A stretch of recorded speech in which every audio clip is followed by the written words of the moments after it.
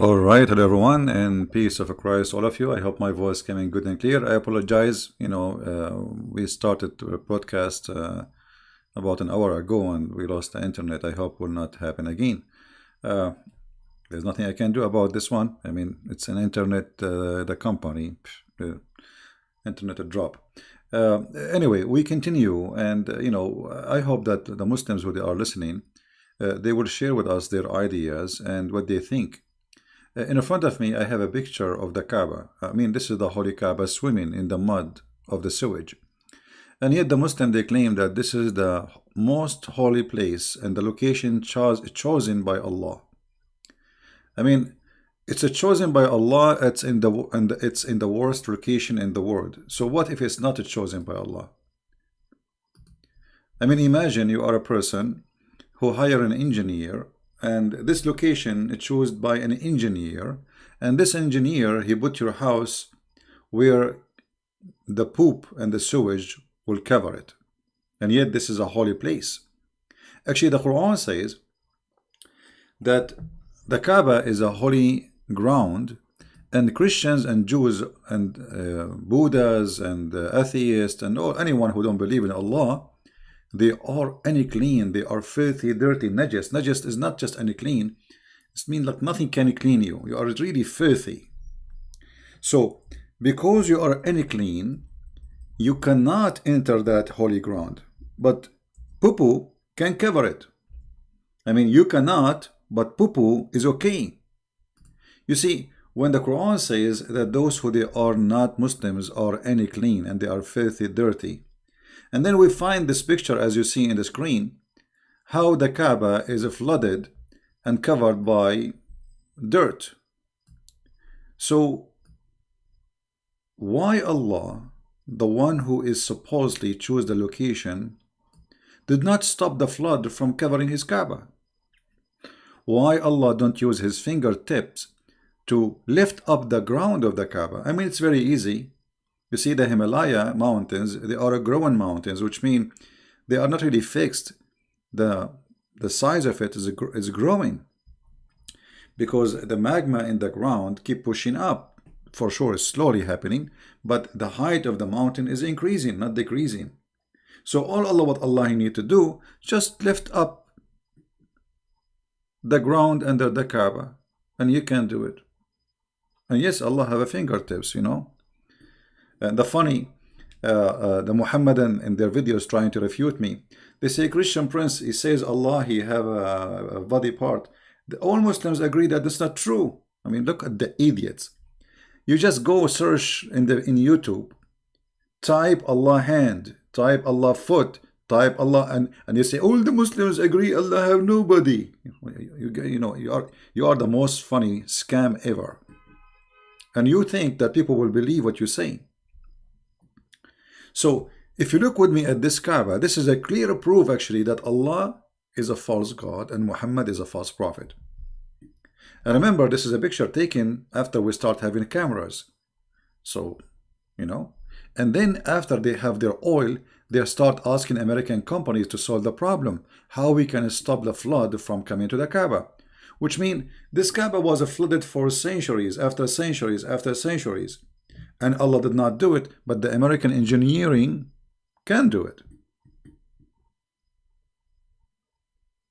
You believe it? The God of the Kaaba cannot do it. All those thousands of years, we have Islam already is more than 1,400 years. And the Kaaba was exist long before Muhammad. There was 26 Kaaba in the Arabian Peninsula. It's a pagan place for worship and buying and selling. And as you see, this is the Kaaba. You see, actually, if you see the Kaaba, the old Kaaba was nothing really. But now what you see in TV is the money of the oil.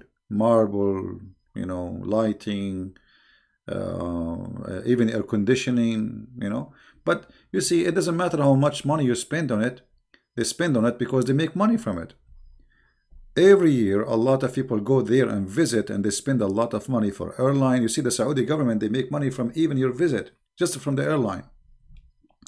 You have to rent a hotel, you have to buy food, You have to buy gifts to go home as a memory from the Kaaba, something like a rosary, something in your hand to give it to your friends. So it's a big business, big business.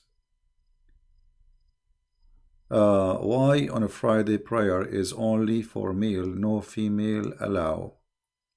Well, not only Friday, all the prayer is only for that. But you know, some mosque, what they do, they separate the mosque between male and female. You know, but because Islam supposedly, you see, this is telling you that those are not really believers. Because if a woman enter a mosque and she is in the house of God and there's thousands of people there, I mean, what is your worry? The worry is that we Muslims, we are not decent people who can, be decent inside even the mosque. So you cannot trust a Muslim man with a Muslim woman. This is about trust. You cannot trust. And now you forbid them from coming to the mosque. Okay, what is about the rest of the week? I mean, if somebody want to do something bad, they would do something bad, but they would not do it in the mosque. Anyway, as you see the title, Allah Aka Muhammad and his amazing ethic. From the amazing ethic of Allah that there's a black stone in the shape of a vagina, and a Muslim, you have to kiss it. And the funny, a Muslim will say to you, no, we don't have to kiss it. No, you have to kiss it. This is what Sunnah means. Sunnah is following the steps of the Prophet. And the Prophet kissed it, so you kiss it. Actually, Umar ibn Khattab, he said, if not Muhammad kissed you, I will not kiss you. I know that you are useless and harmless.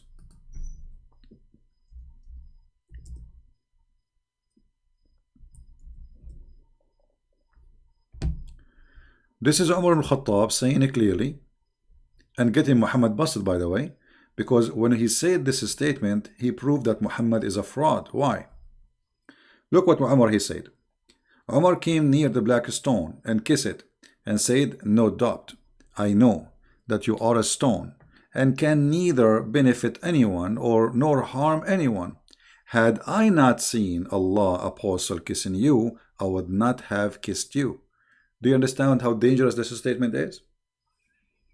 Do you guys understand how dangerous? Muhammad is being spanked by Umar al-Khattab, because what Umar is saying, there's no need to do that. This is stupid. This is literally stupid. You are useless and you are harmless. So why we want to kiss you? But because Muhammad, he kissed you, we are kissing you. And this is not only proving that this stone is a fraud, proving Muhammad is a fraud. Why? Because Muhammad, he said that the stone, the black stone, is the right hand of Allah and is going to witness for Muslims in the judgment day. But look, Umar is saying, you are useless. Did he say useless? Yes, he said that. There's no benefit from you. No benefit and no harm. But Muhammad said something different. If we go in the different hadith, we will find this.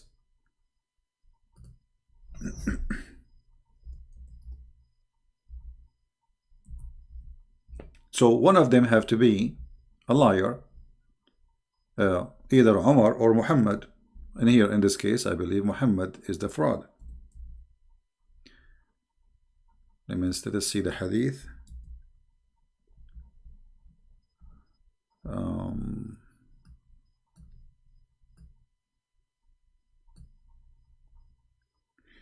Sorry guys, I cannot read your text when I am typing. Wait for me. يستلمه يوم القيامة. I'm trying just to find the hadith.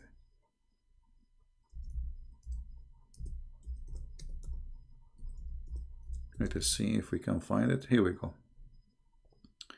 This is Muhammad saying this following statement.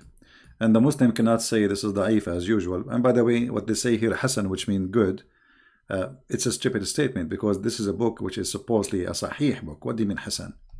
So anyway,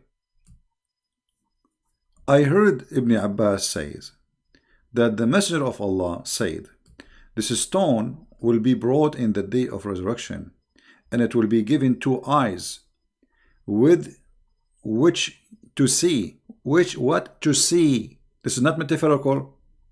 This is not metaphorical. Is going to be given eyes, literally eyes, which is going to see, and a tongue which to speak, and it will bear witness for those who touch it in sincerity. But isn't it Muhammad, isn't it Umar al-Khattab, he just said that you are a black stone, you are useless, you are harmless?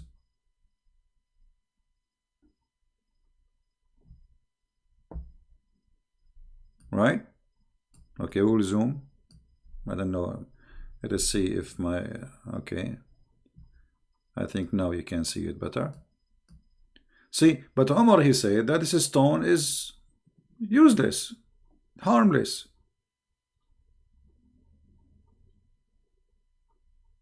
So which one is telling the truth? Okay, guys, we did zoom. It take time for you to receive the zoom out. So Umar, no Muslim can attack him, especially if you are a Sunni. The Shia, they spank him every day. They call him a dog, filthy, monkey, whatever, fraud, you name it. So Umar is saying clearly that this stone is useless. Muhammad is making a clearly statement saying the stone speak, talk, and see. Different hadith, it says that the black stone is the right hand of Allah, and whoever kiss it, like, you know, which is meaning like you're kissing the hand of Allah.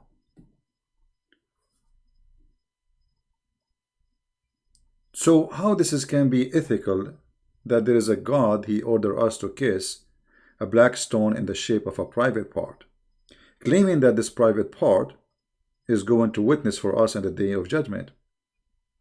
And what is witnessing mean? I mean, what do you mean with black stone? So do Allah need a witnesses? What is that? So this is not metaphorical. This is literally happening. Muslim today, they kiss the black stone, which is nothing but the private black stone, which is for the god of fertility. And by the way, what is left from it is not only, there's no stones there actually. The whole shape you see, if we go right now, let me find the black stone image. There is nothing left really of this stone. What is left there is just little tiny rocks in the size of your fingertip, and they place it inside the wax. Every week they have to do maintenance for it. The funny that they have to do maintenance to the stone of Allah. Allah cannot do maintenance to his stone. Allah could not preserve his stone, you know.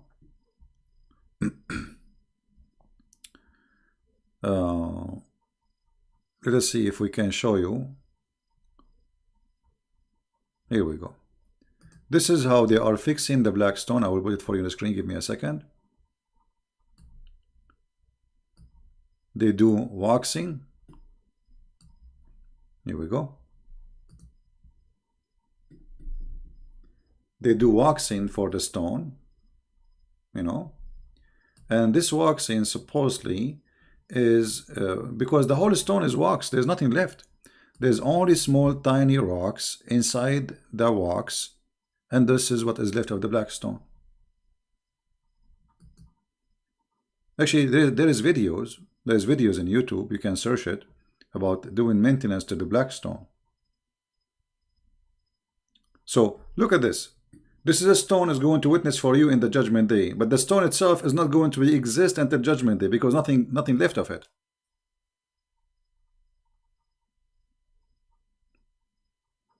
Do you see the stupidity? This stone cannot even survive, and we need to do maintenance for. And what is left of the stone is this. Here we go. You see, this is the rest is wax. You see it? Do you see it? This is what the black stone is. What is the black stone? And actually, if you look, you will notice that those stones are not from the same rock, which means there is a cheating here. Do you notice that there is some stones that are whiter than the other stones? Where is the black stone? So the ethic of Muhammad to make us kiss a private part of a woman, and the tafsir, not me. You see, the Muslim, they might say, where is it? I can show you the tafsir where it says that the black stone became black because of the sin of mankind because women, they used to touch their hand and they're full of a blood, and they put it inside the black stone, asking Allah, the God of fertility, to make them have a child. Because women at that time, they believe the reason they don't have babies because they commit sin. So they go to the black stone, they place their hand in their private part when they have their period, because now they want the period to stop so they can have a baby. So they put their hand in their private part when they have their period, and they go around the Kaaba naked. Is that true? Absolutely. If we go to the hadith, we will find the following. Totally naked.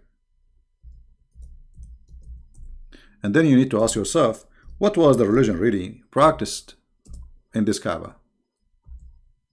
Because why people, they are going naked around the house, which is the house of Allah?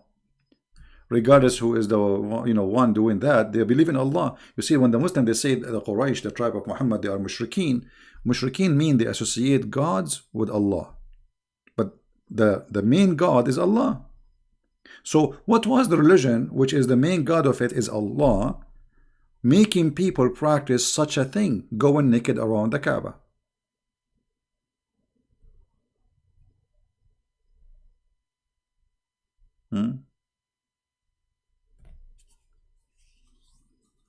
I think my connection is good and there's no problem.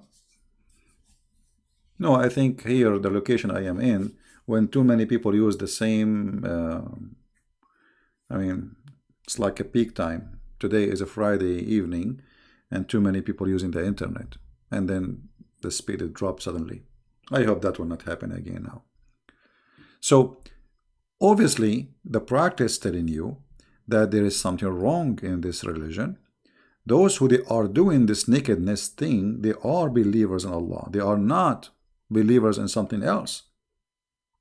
You see, when the Muslims, they say Muhammad was fighting his tribe, still the tribe he is fighting, they believe in Allah. They are not believing in a different God.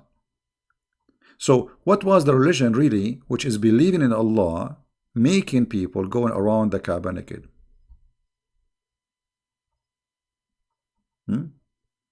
What makes Muslims believe Islam is a beautiful religion? After hearing you teaching, like you see, most of Muslims, when you speak against Islam, exposing it, they go in denial. If you watch the videos, Muslim trying to refute me, I mean, they ignore what I said and they speak about something that is not there. As an example, they try to refute me about, as an example, Paul. They say, CP, here it doesn't say this is Paul. Here they are quoting the Christian saying that. No, the Christian doesn't say that. Secondly, why even the name of Paul there? This is Quran. This is the book of Muhammad, and this is interpretation of the Quran. So why you insert a story about Paul if Paul is not what the verse meant about it? So they ignore answering the question. Until now we are asking, who are those three messengers? They do not know. This is the main question. If it's not Paul, it's who? They'll have no answer. So Islam is a stupid cult. Copy paste.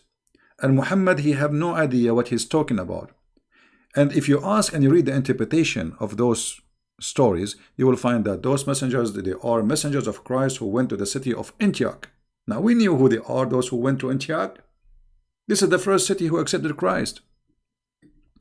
So when they try to refute you, they say stupid things and they speak about everything except the topic, because they try to make it about me. You know what I mean? Muslims, they don't debate me, they debate about me. They have no answer. So they try to make it personal. They try to make it like they put you down, call you names, liar, lie number 1, lie number 2, lie number 3.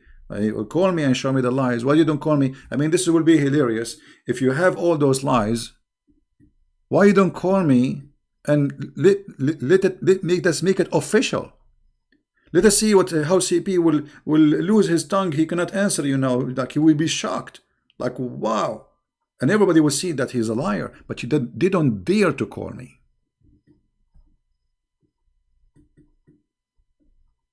And this is the whole point. And now what we are talking about, they will go and make a video says, CP, Those are not the Muslims going around the Kaaba. My friend, at that time, the Kaaba, you see, when Muhammad supposedly forbid going around the Kaaba naked, the Kaaba is already under his control for a long time.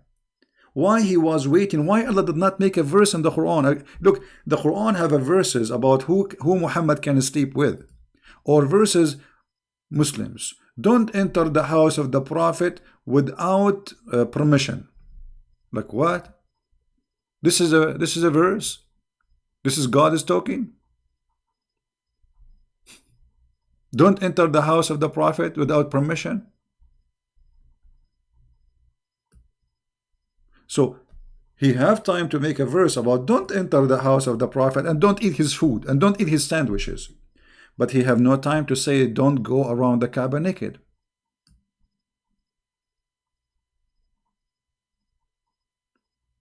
It's not about brainwash. It's about, most of Muslims, they think this is their identity. So the second you start exposing it, he feel like he is the one is under attack. It's not a religion. They take it in a personal way. They are very naive. And those who defend, they are doing business. They have no answer. They cannot debate us. And, the proof is here is every day.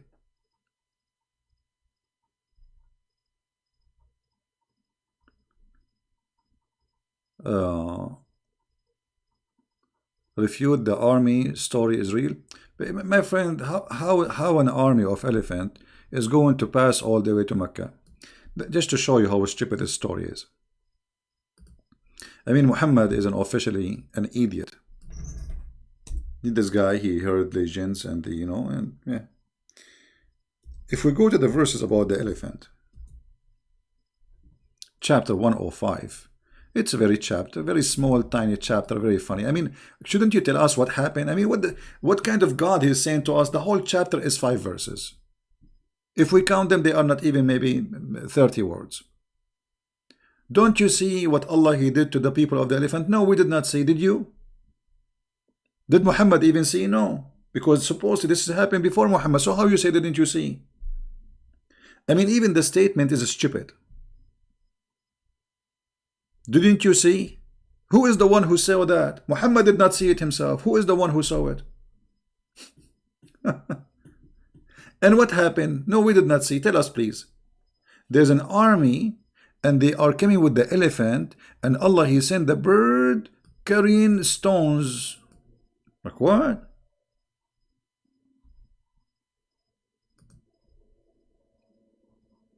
What is that? So Allah He defend His Kaaba by flying birds who carry stones and they throw it in the elephant. So why the Saudi are buying the F-16? I mean, here we go. Why Saudi? They have more than 8,000 American soldiers right now as we speak in Saudi Arabia. Why they are asking the American to fly with their AWACS on the top of Mecca? You have the birds, my friend. And not only that, there is a stories. Actually, the Kaaba was destroyed many times after Muhammad. So the story here not only is stupid, the story is getting busted by itself, by the history of Islam.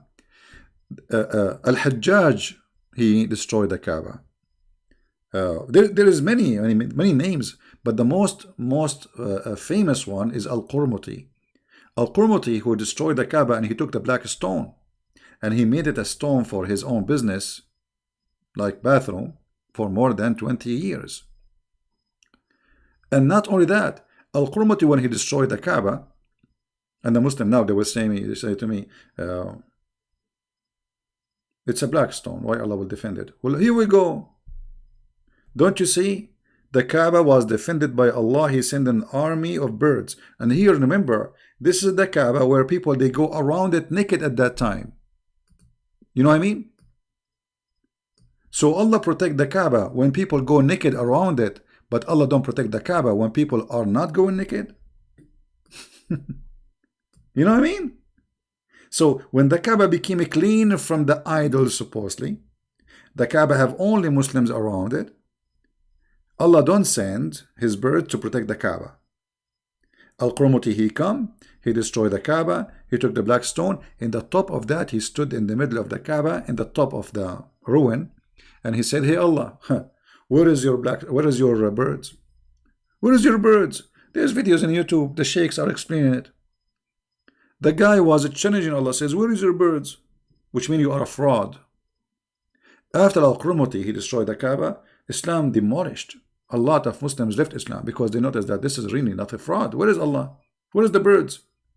People were waiting for something to happen. The sky will have birds right now.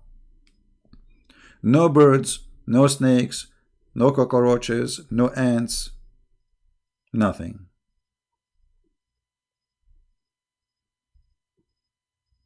So Muhammad, he bring a fraud. Not only he is a fraud, he bring all the fraud stories and he adopted. Any story heard before him, Muhammad, he take it, he adopt it, and he teach it. Right?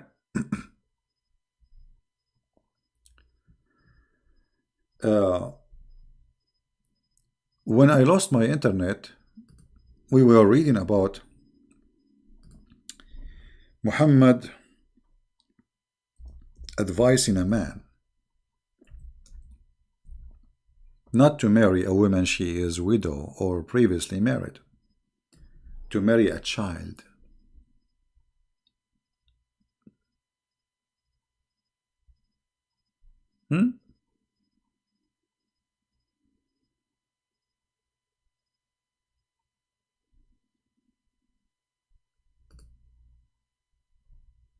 Muhammad, the filthy man, and I say that word without hesitation, because imagine if you are a Muslim listening, your sister is married to somebody, and then there is a guy, his name is Muhammad, is a prophet, and your sister was previously widow or married, you know, I mean, what's wrong with that? This is not her fault. And then the prophet, he say to the husband, which is your brother-in-law, why you did marry from a previously married woman? Which actually here, he's talking about her vagina. He says, is she a virgin? Virgin? Or she is not a virgin? The guy, he said, she is previously married. Whereupon, Muhammad, he said, why don't you marry a young girl so you could sport with her? Look at the wisdom, look at the ethic. A man is encouraging a man to hate his wife who is married to, he's happy with her. And what is the target? To find little girl so we can sport with her. You believe it? Imagine you are a father of that woman who is married to this guy Jabir.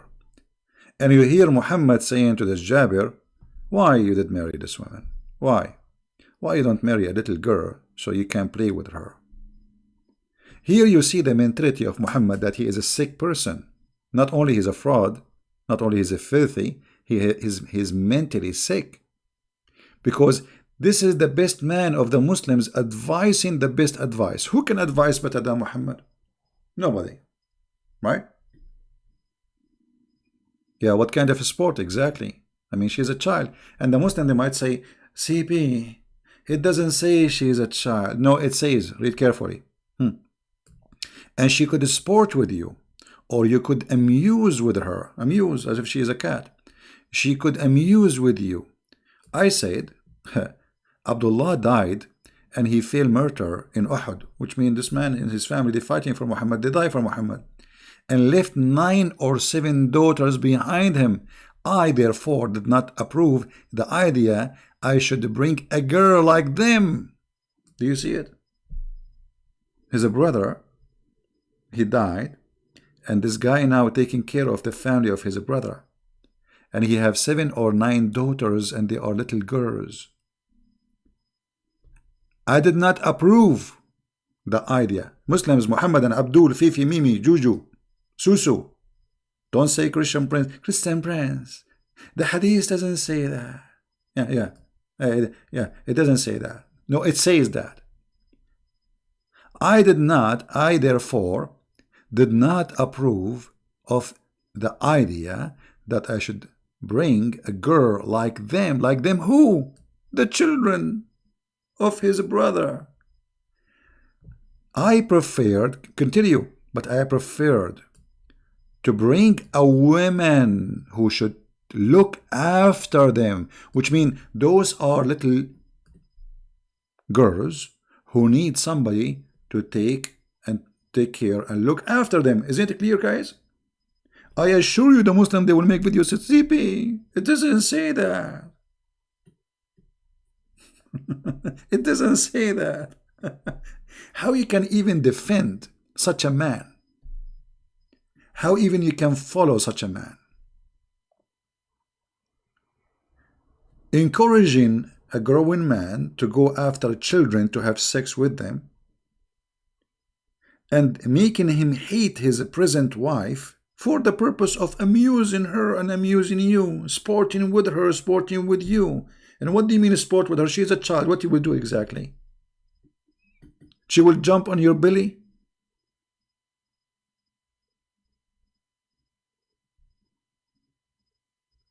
How in the world anyone can believe in such a man? I'm going to open my Skype for Christians to call because I promised them today that I will take calls and I want to keep my promise. I hope we will not lose internet. Look like we are going fine. Let us see where is my Skype.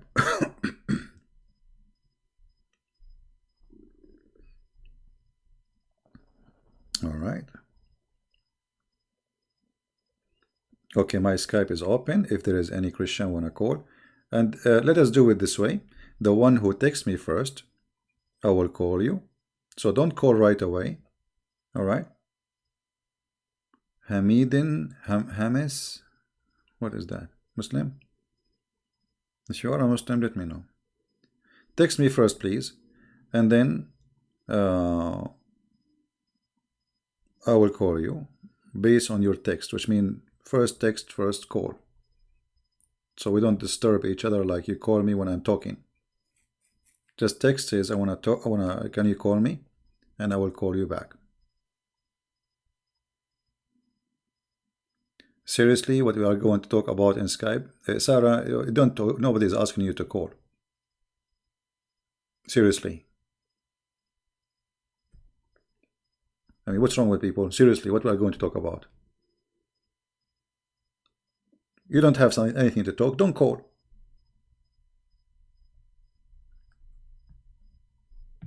Yeah, so Christians, they can call if you have anything to say. If you have anything to share for the free, we are receiving calls for Christians.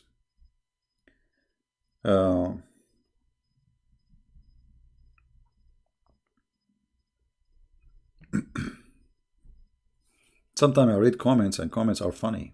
People, they say things without even using their brain. No, not necessarily this topic, but you can talk about this topic. I mean, why we wouldn't want to talk about this topic? Why not? But if you have different topic, no problem. Yeah, we will take Muslims if there's a Muslim wanna talk to us, no problem.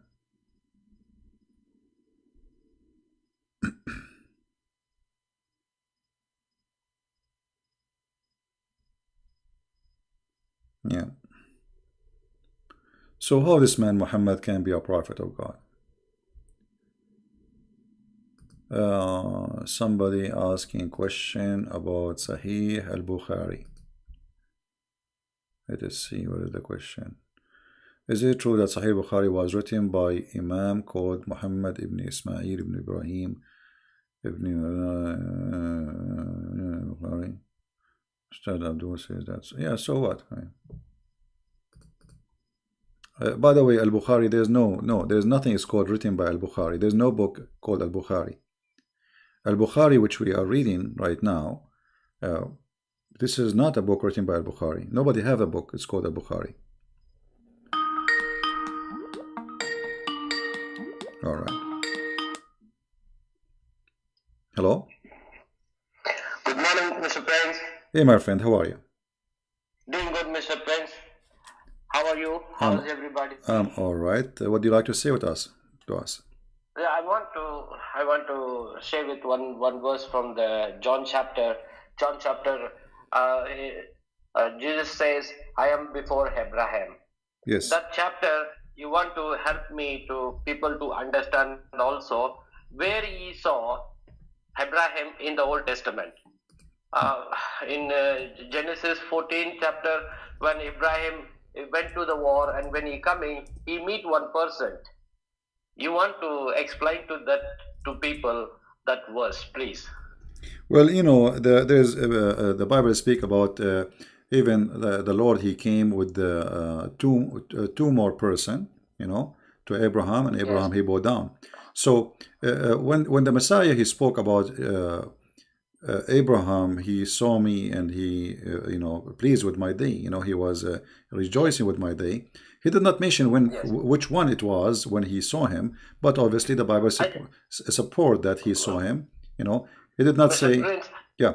Mr. Prince, you know the Milka Zida in the Bible in the Genesis? Melchizedek, yeah. Yes, he is the one as the Christ is coming. You please read it for us, that verse, and it will be helpful for each and every people can understand that verse.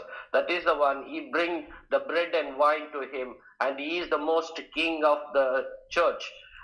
He's coming from the place, is from the heaven, but in the map that name is not exist anywhere. That is the one I want to explain to the people, for everyone. I'm trying just to understand. So you see, for me, God he appeared to Abraham, and there is the statement in the Bible in many places.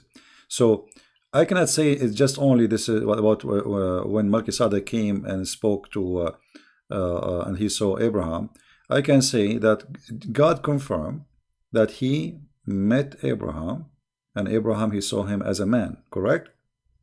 Yes, sir. Okay, and this is the most important, because the Messiah, you know, see the Bible first of all is not let us say mention everything Abraham he did, same as everything about Jesus. Correct? There's no way that you can write a book about someone like the Messiah, and this book is a few hundred pages.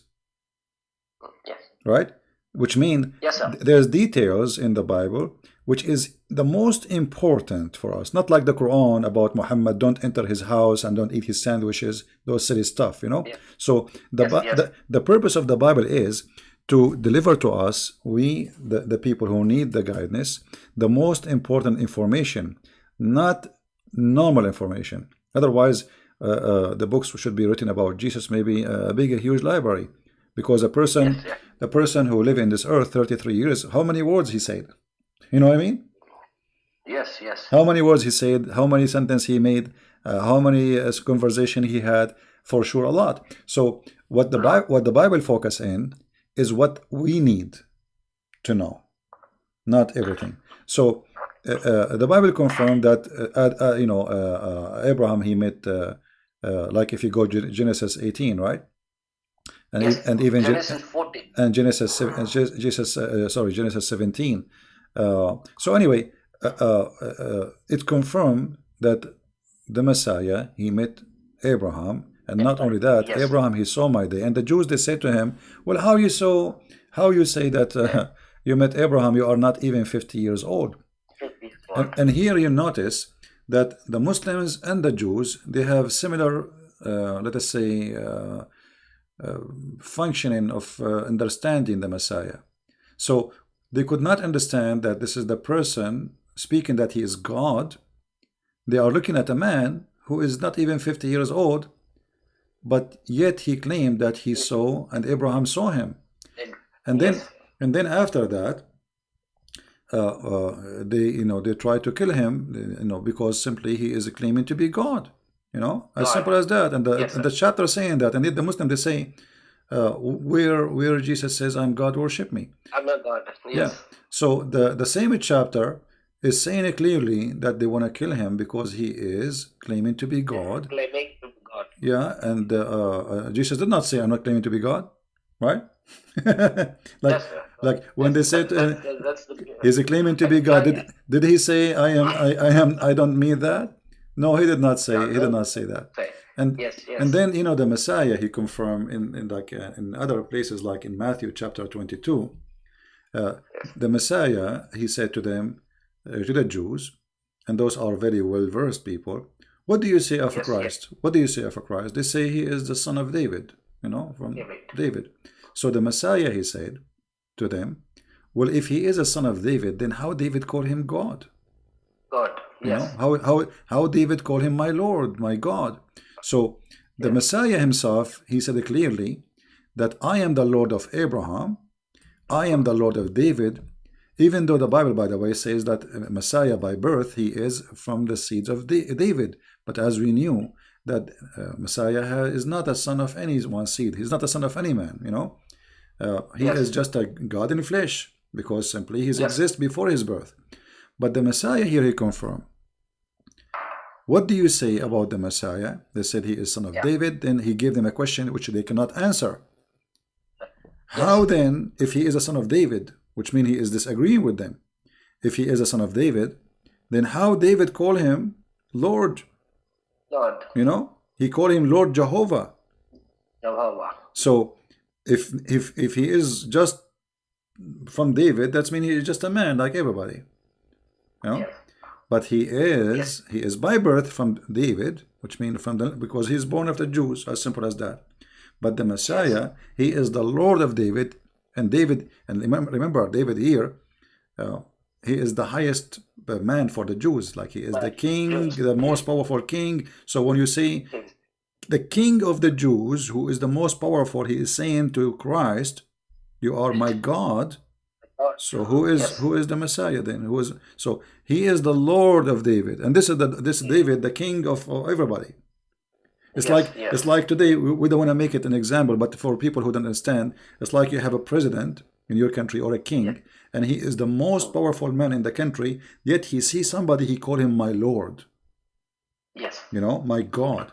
So the Muslim claim about Jesus, nowhere he says he is God. I mean, it's all over the Bible. When Jesus says, I am the truth. You see? Okay, how you can be the truth? The truth in Islam, one of the names of Allah is the truth. He's trying to copy Jesus. You know, the truth is only God. There's nothing else except God. And he said, I am the life. How you can be the life? How you can be the life? You cannot be the life unless you are God, because when you say I am the life, which means that all source of life is coming from me. You have life? Yes, yes. It's coming from me. You know, all life, all source of life, not only human. So I am the life, and then I am the resurrection. And yet they say to you, where Jesus said, I'm God. How you can be the resurrection if you are just a prophet? How you can be the resurrection? How you can be the life? Imagine I am claiming to be a prophet, and I say to you, I am the life. I must be crazy then, unless I mean that I'm God. So obviously the Messiah is saying clearly in many places that he is God. He's the beginning. He is the beginning. He's the end. End. Yes. You know, just to add to what you said, the Muslims, I'm sure you heard them before saying, where was the Trinity before Jesus was born? I don't know if you heard that question before. Well, because they are limited in their the way they function with their brain, because they are held hostages with Islam, so they don't want to think out of the box. You see, the Messiah before he was born, he was exist. That's why he's saying before Abraham I am. Yes. See, you are saying to me, what is was a Trinity? Here we go. The Trinity is there. So the Messiah is there. His birth have nothing to do with his existence. This is why his death will not make the Messiah not exist anymore, because the death is the death of the flesh, the flesh of the body. But the Messiah was exist before that the flesh is exist. Right? Right, sir. The flesh is just a stage for him. He is in this earth. He came to us in the flesh so we can see him. So God, he humbled himself. This is what the Bible says. God humbled himself, and he took the image of a visible man, human being, right? Human being. So yes, sir. The Messiah, and this is what the Bible is saying, he is the visible image of the invisible God. God, yes, that is true, sir. And yet they say to you where Jesus said, and by the way, saying God, it's easy. I can say I'm God too. But you cannot do what Jesus can do. Yes. Anyone can say I'm God. So I mean, what a big deal to say I'm God. I can say Allah, he said he's God, but he cannot do what Jesus do. Yes, that is true. Allah, the God of Islam, he do not even know what he created, how he created things. Stupidity. Yes. The Quran is full of stupid mistakes. Right? That is true. That is true, sir. All right. Anything else, my friend? One small request from you, All right. from my side. When the ex-Muslim, they asking to, you ask them to come to the Christ, you say to them to read Bible. So I want to request it to you, even the people reading New Testament especially, tell them to read in the red letter Bible. It will be more easy for them. The Christ what is speaking, it's all in be the red letters. It will be to be understand them exactly who's speaking correctly. So it will be easy. People get confusion who's speaking here, so they don't know exactly what. Well, they're this speaking. is a design so of for them Okay. to red letters to help them to understand. Yeah, most of people, my friend, they are reading from the internet, because those who leave Islam in my channel. It's available, Princess, in the internet. The red letter Bible, King James version. Red letter Bible is available. I also have in my phone. Okay. Well, maybe you can post. You can give a link to the admin. She can post it around when we have somebody is calling, and that will be a good idea. Or you can post it in the in the comment later. I later. will try to do that.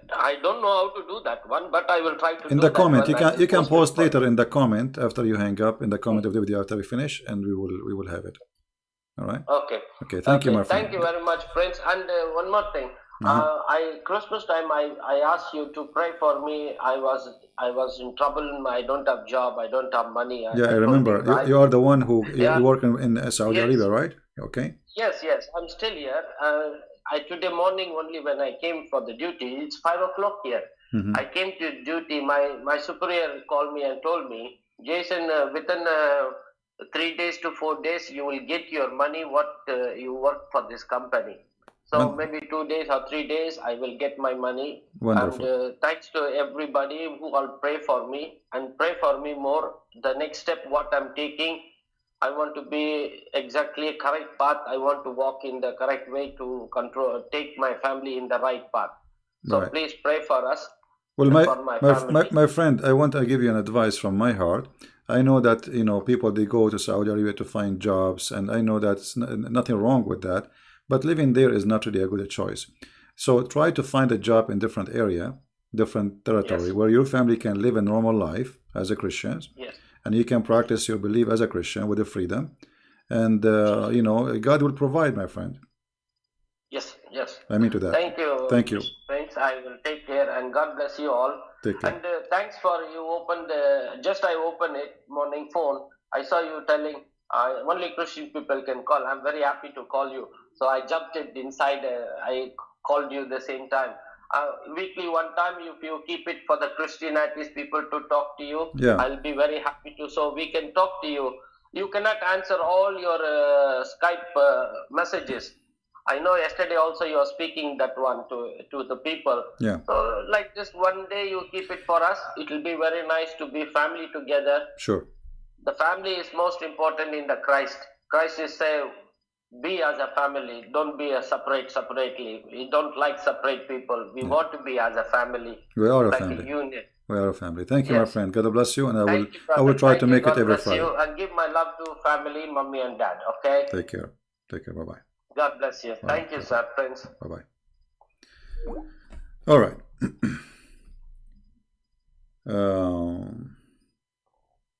Very nice person. Wonderful family he have. Working hard to provide his family.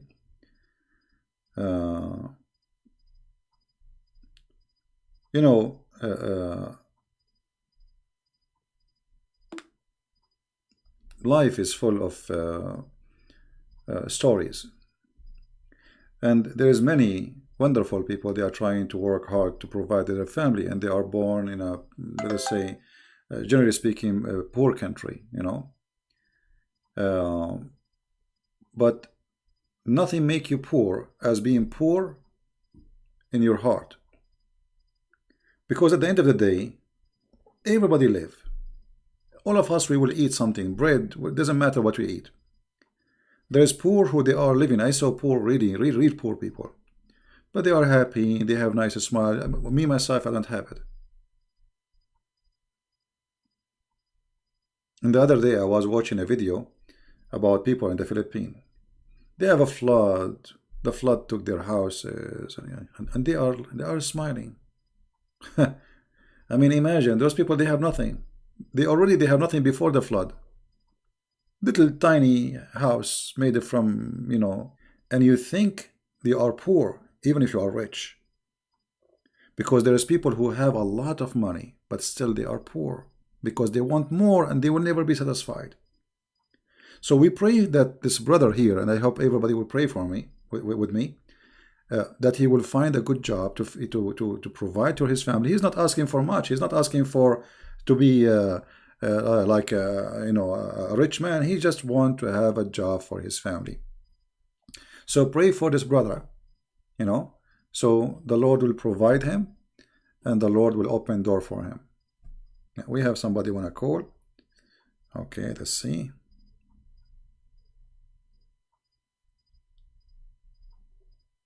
We will try to have an open call for everybody, in Friday for Christians, like today. I think this is a good idea. Every Friday, we open Skype for people to call. Yeah, the one who wanna call me, he can call. Or the one who texts me now, I send him sure. I will send you confirmation. Let me call him. I will call him.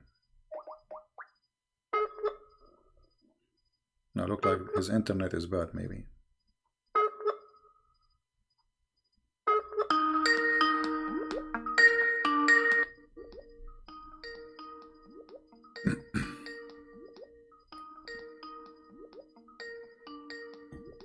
I hope he will answer.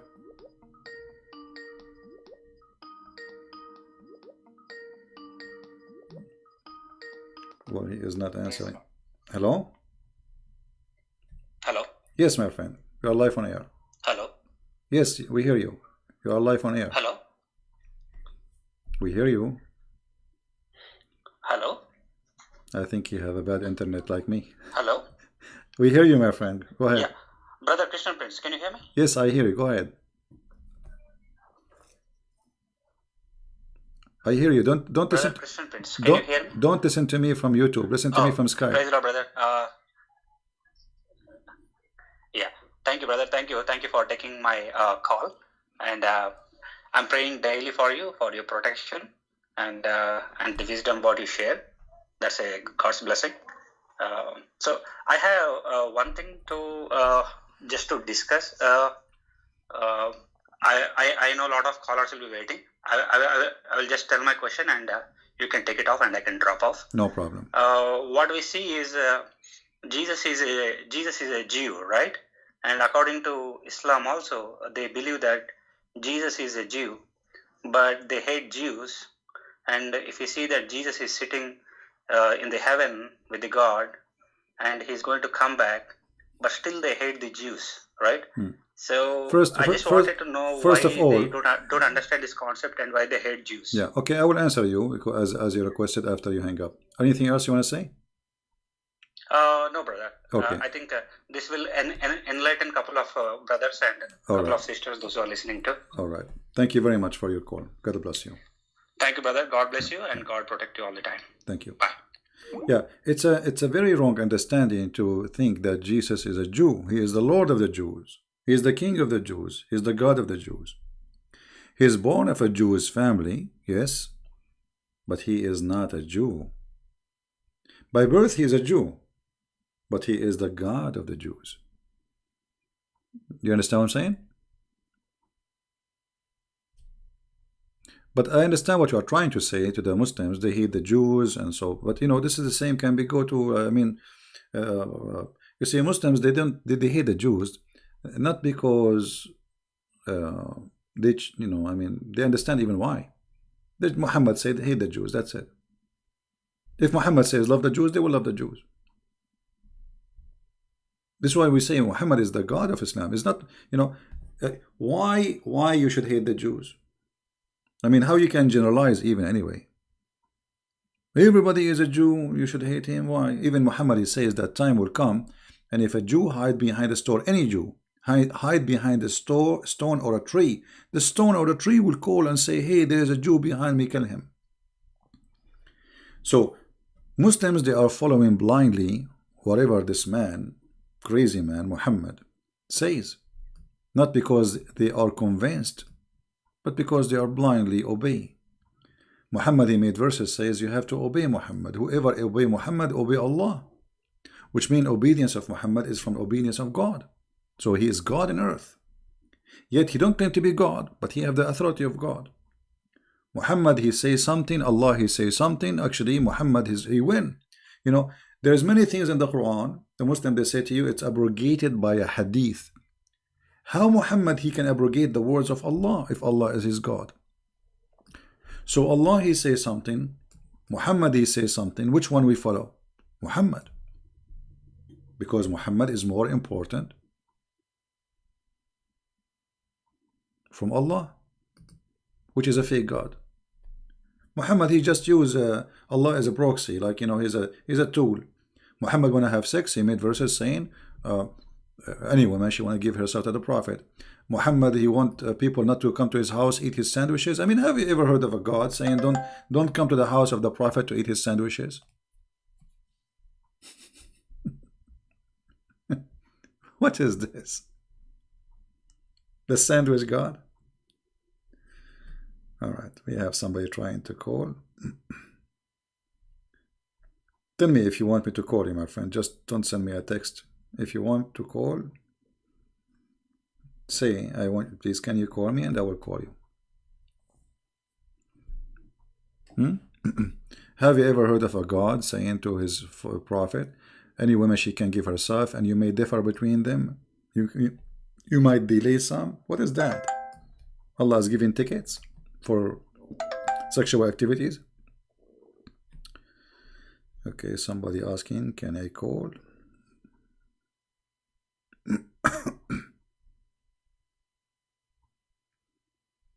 No, Skype is very slow. Let us call this gentleman.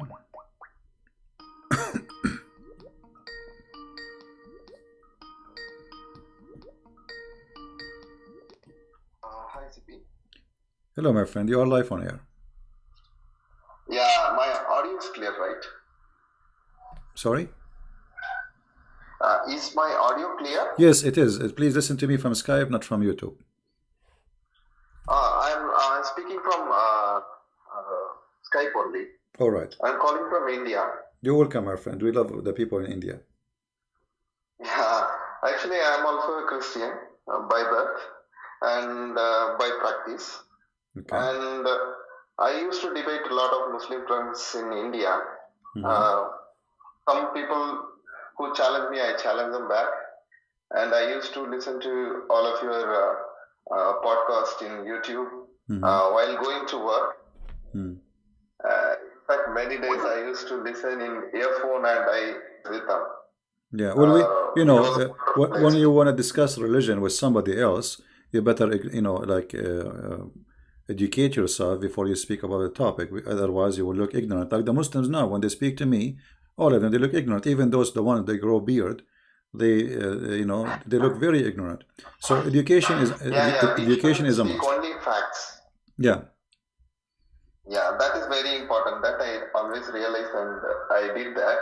I wanted to talk to you about John chapter 6. What do you think about John chapter 6? I am a Catholic myself. I believe in the Eucharist. Do you have the same understanding on John chapter 6, which is Jesus presenting his body and blood, soul, and divinity in the Eucharist? I don't understand you, my friend. What you believe in? What?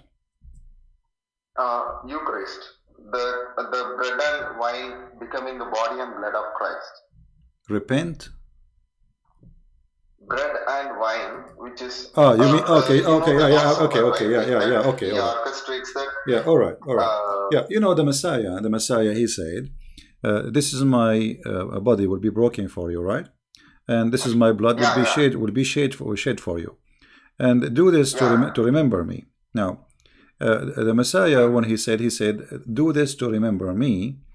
But by doing that, as he said, as if we are drinking from, but not it is, which means it is metaphorical. We are not drinking blood, right? But in John chapter 6, he is telling, truly, truly, I say to you, unless you eat my body and drink my flesh, you will not have life in you. No, my friend. Yes, when he's, but still, this is metaphorical. Did anyone eat the body of Jesus? I mean, yeah. Let me try to explain to you what I'm. I think John chapter 6 and the Last Supper are connected. Yeah, my friend. Because if you go to Good Friday and look at, you will see only an execution. Unless in the context of the Last Supper, you will not see a sacrifice there. So the sacrifice is orchestrated in Maundy Thursday, and then the Good Friday, the execution happens, isn't it? Yeah, you see, when you read, try to read in more like see the whole image, not only one verse.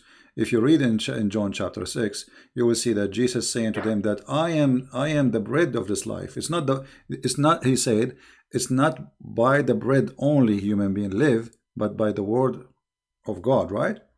Not only by the bread. So the Messiah, Christ, isn't it? Sorry? Word of God is Jesus Christ. Yes, so correct. But this is mean. It's not really about eating the bread. It's not about him being eaten like in the bread. This is symbolic of what he did to us. So he is the bread of life. He is our provider. This is the real provider. You see, bread is coming from somebody, from provider. Somebody provide you the food. Somebody provide you the life. Somebody provide you your blood. So someone provide us your existence. That is God. And the Messiah is saying clearly that I am the bread of life, and by me you will have eternity. Right? So if you go to John chapter 6, you will see in verse number 27, he is saying to them, don't work for the food which is can be spoiled, but for the food which is going to be eternal, and the one who works for it will give in eternal life, and that is the only one who can give you that food. That is the Messiah, right? So this is the food here is not about something we eat literally, but doing what Jesus said is to remember him is something beautiful, and it's a blessed for sure, because he is saying by doing this you are doing that, which means you are receiving my body and you are receiving my gift to you. So yes, taking the bread and drinking the little juice or wine, this is a gift from the Lord, so we remember what he did to us and give us a blessing for our heart and our body. Yeah, that's good explanation. Thank you for your briefing on this. You're welcome. Yeah, I want you to be careful always when you say those sentences to Muslims, because Muslims, they might think we drink blood. You know what I mean? They will say, "Oh, those people, those Christians are zombie. They drink, they eat Jesus and they drink Jesus." So we have to be careful. Otherwise, already they are making lies about us by millions.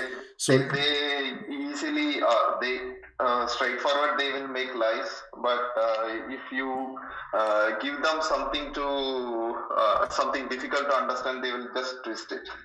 Yeah, they twist it in purpose, not only they understand it, but they twist it in purpose to make it look like not what it is. I build stories and then I just twist them into challenging their own idea. Say, for example, I tell them a temple priest who is possessed by their god tells that give me your women to me. And what will you do? I ask them. So they tell me that I will beat him to pulp. He is a false one. Yeah. Then the same is told by your prophet. What will you do? I ask them. Then they get into a shock. Where he said that. Then I quote the Quranic verses. All right. Then they will not be able to answer me. All right. Well, my friend, I want to say thank you for calling us, because there's many people trying to call. I hope you understand. Yeah, and God bless you for your call. And we wish you the best in debating Muslims. All right. Yeah. Praise to Lord Jesus. Take care. God bless. Bye bye. All right. Somebody else trying to call. Let us call this person.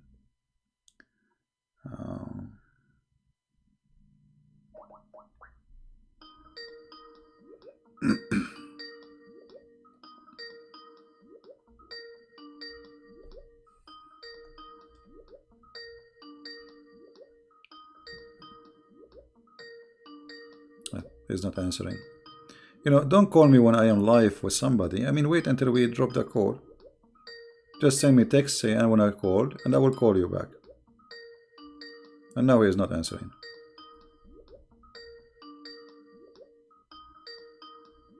All right. Well, we will go to the second person. Just send me text saying, can you call me? Don't call, because then I would decline your call to me. Can I call with that topic? All right.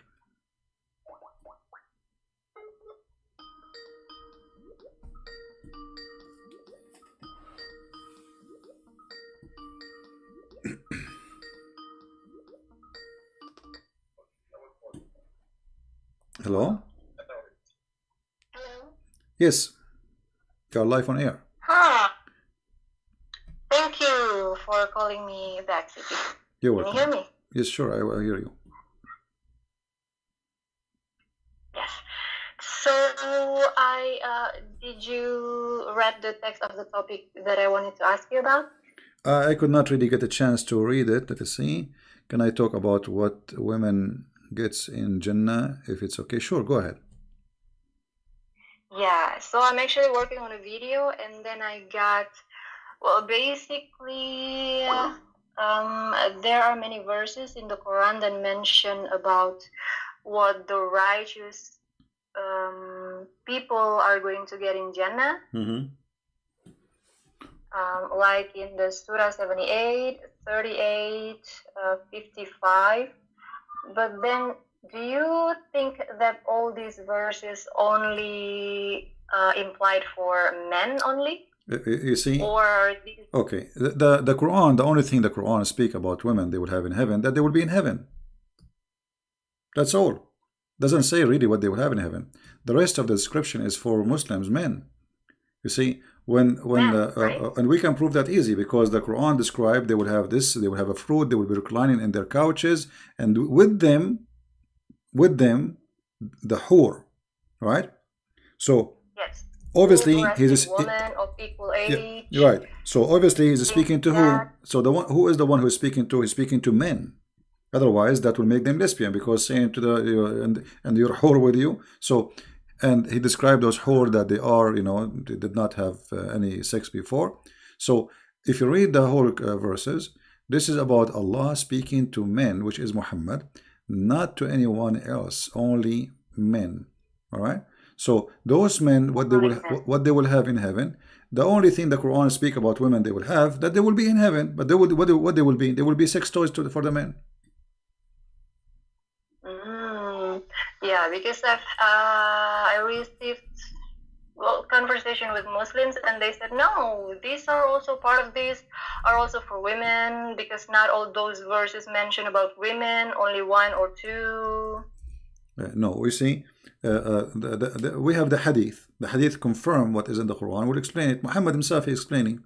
So, was Muhammad lying about what he said? Then this will be a problem for the Muslims. So when Muhammad he said that he will have at least 72 women, and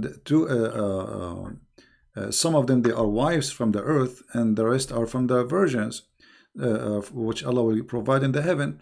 So obviously the promise is that the man will have many, the women she will be one of the many.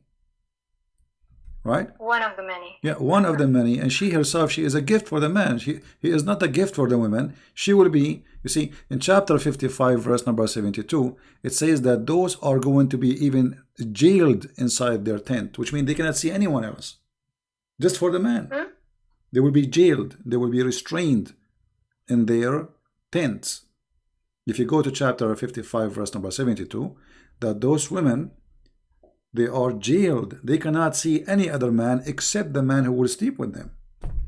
So what kind of reward is given to the women is being jailed in a cage so the rooster can come? You know, so this is a rooster chicken religion. There's one rooster and many chickens. This is the mentality of the heaven of Muhammad. Yeah, this is the fact. One rooster, because if you have two roosters in one place, they will fight, right? They will kill each other. Yes. So one rooster and many female chickens, and this is the heaven of Islam. As simple as that. Ah, great. So Well, they promise came up- they promise the women in Islam to be a chicken, one of many chickens who will be given to a rooster.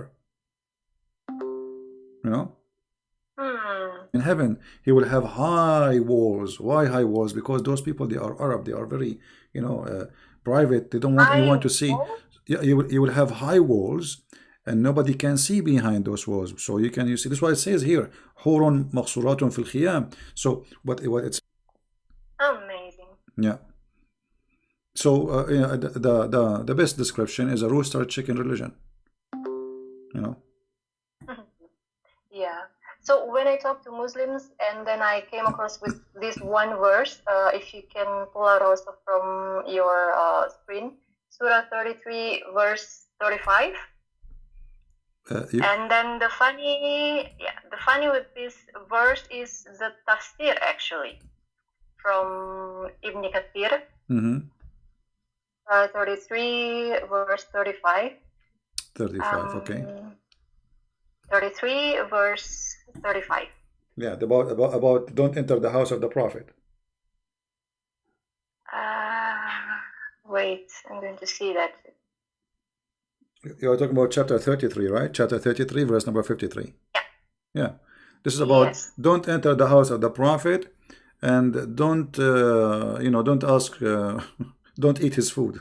35 is for this is the part, I think, the only part in the Quran that mention what women will get in Jannah. No, this verse here. I think you are quoting wrong number. This verse here is about don't enter the house of the prophet and don't eat his sandwiches, which is very silly. Oh, you are saying 35? 33, verse 35. 35. Yes, I thought you were saying 50. It's my fault. Sorry. Okay, 35. Okay. Yeah. There's a verse saying just they will go in heaven. That's it. Doesn't say what they will do there. But the women in heaven, they will be just chickens. I mean, what is the reward for the women? What exactly? Challenge any Muslim. What is the woman she will be doing in the heaven exactly? What she will be doing there? She will be, excuse my language, sex toy for the rooster who Allah promised him many of them. Is the man, like you see, God created Adam. He created with him what? Eve, right? Eve. Okay, so if Allah is the same God who created Adam, why we don't go to heaven? If the logic is, you know, God is the same God of Adam, is the same God of Muhammad. So why the God who created only one woman for Adam, he is going to create too many women for the sons of Adam? Doesn't make sense. Doesn't make sense. And in the same time, those women, as an example, the Hur, all of them, they look the same. They have the same voice, they sing the same song, and they have the same name, and they have the same look. So it's very stupid even to promise me like 100 Barbie, but all of them, they look the same. So what's the point of this? Imagine you look like you have you have 100 women with you, and all of them, they look the same, and they sing even the same song. They say that it's like a Barbie machine. It's like a, you know, it's like a toy. So it's a stupid deception fit with people who live at that time, those Bedouin, trying to tempt them with sexual and wine. What the heaven of Allah? Wine. This is what the Arab, they like to have. Ginger, because the Arab drink ginger. The wine mixed with ginger, and honey, and river of honey, and milk, and then women. That's it. And then fruits. So the heaven of Muhammad is just a hotel in Las Vegas, 10 stars. But he don't have, by the way, lobster. He don't have fish, because the Quran confirmed that only only bird they will eat, which mean very nice. I mean, which is bad actually. I mean, come on, I spend my life eating chicken and go to heaven now eating chicken. I want to eat I want to eat shrimp for once in my lifetime. Like, come on, I want to eat lobster. They are expensive here, you know. I want to eat salmon fish. I mean, I go to heaven and now I can only will eat chicken. Yeah, all right. Yeah. All right. Anything else? But the funny with this, but the funny with this verse was actually in the tafsir. Yeah. I pulled out the tafsir from Ibn Kathir. If you cannot put it in your screen, maybe I can just read the sentence. Yeah. It says here the reason for revelation. And I quote, Imam Ahmad recorded that Salama, the wife of the Prophet, said, I said to the Prophet, why is it that we are not mentioned in the Quran as men are? And then one day, without realizing it, he was calling from the mimbar, and I was combing my hair, so I tied back my hair, and I went to my chamber in my house, and I started listening out, and he was saying from the mimbar this chapter.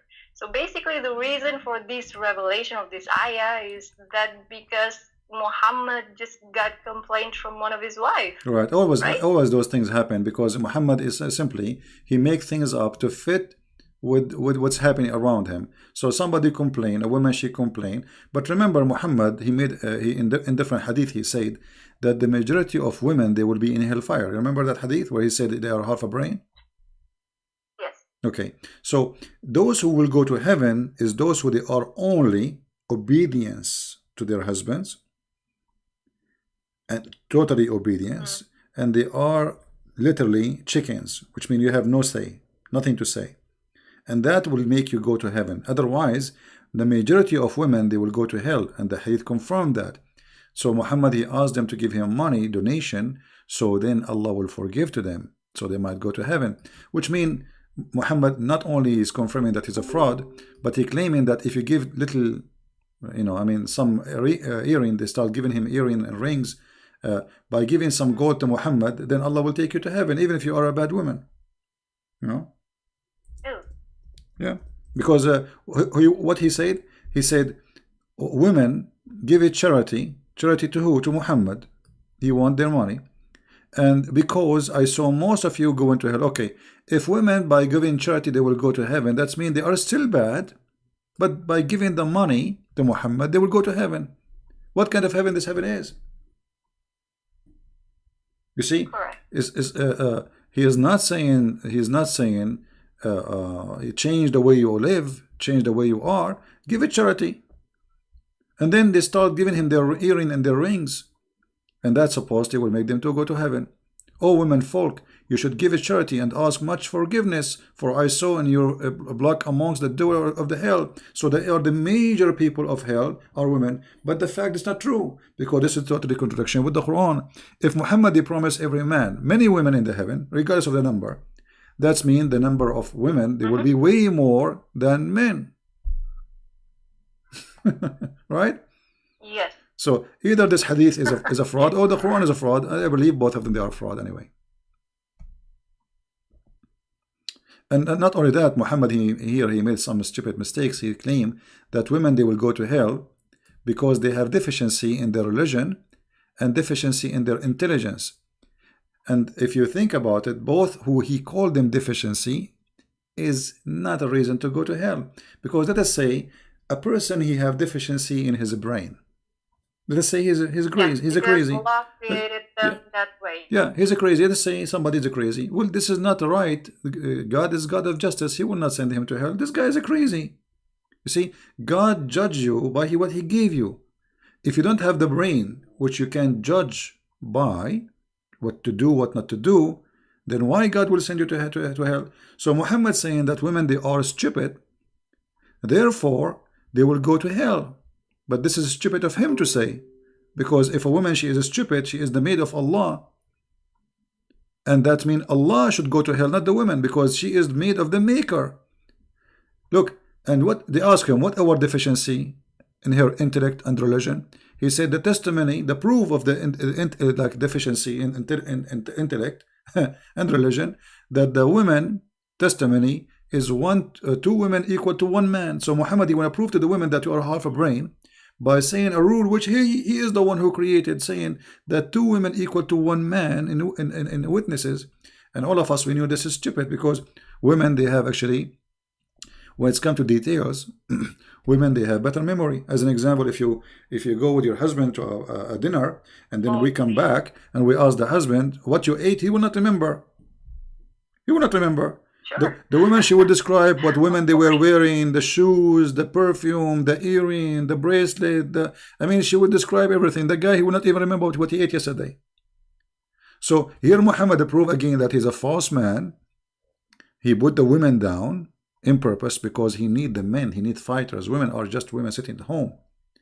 Those are the fighters.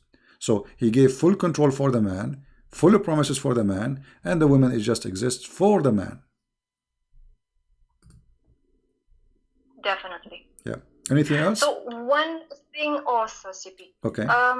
They used to bring up this verse also, Surah 41, verse 31. Muslim women used to bring this verse. And here it says, "We are your protectors." Well, I'm taking from the Yusuf Ali translation. It says here, "We are your protectors in this life and in the hereafter. Therein shall ye have all that your souls shall desire." Yeah.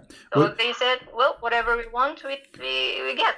yeah, actually, there is many Islamic scholars, they speak about this, that the Quran confirmed that even if you are going to be a homosexual, you can have sex with men.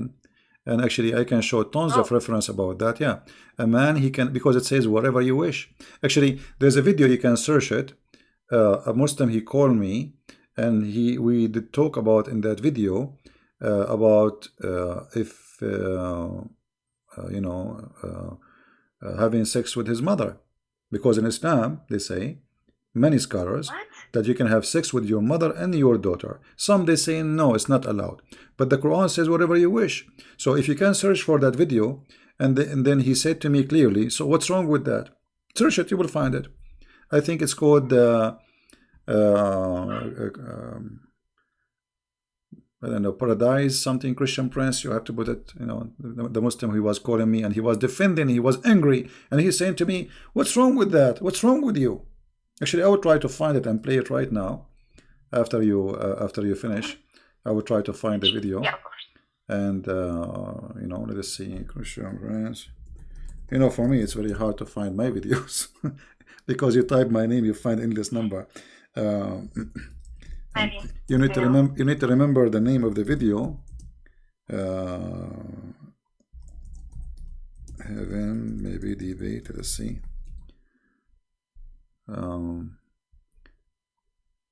Yeah. Let us see. Maybe this one. In 2020, start off the year right. Okay, Show your this commitment to your one. family.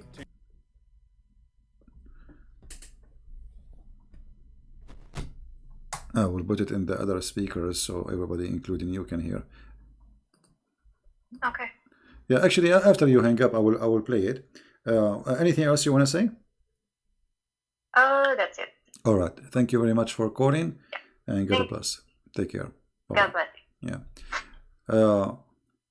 Yeah. So I think I got the. Oh no, this is not the Sheikh Tara.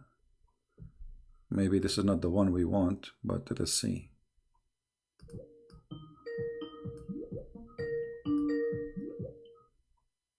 Hello? Yes, Sheikh Talal, how are you? Can you hear me? I do hear you. Okay. Did you hear our topic, Sheikh Talal? You kind of didn't have no topic. You started with the Jannah. Now you ended up somewhere. Well, it's all the same. All the Jannah is about the breast and boobs and nipples, as you know. So what do you think about your prophet promising you companion in heaven, and specifically when he says that you will have a Jannah with deep shade? What does that mean? The first thing I would like to do is to set some records straight. Hey, my friend, don't set record. Either you want to talk to me about the topic, or why you call me? What record is it? What is it? I think this is not the one. Anyway, I need to find the video I'm talking about. Um, I don't remember really the name of the video. It might be hard to find it.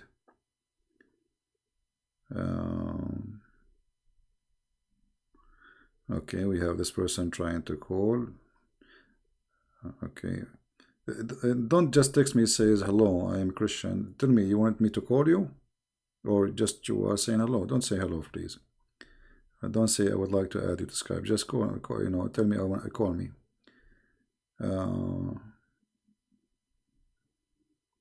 Okay. Here we go.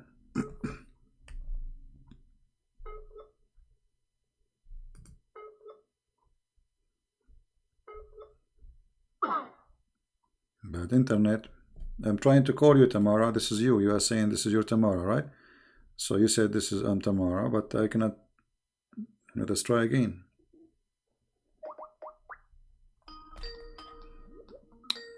All right.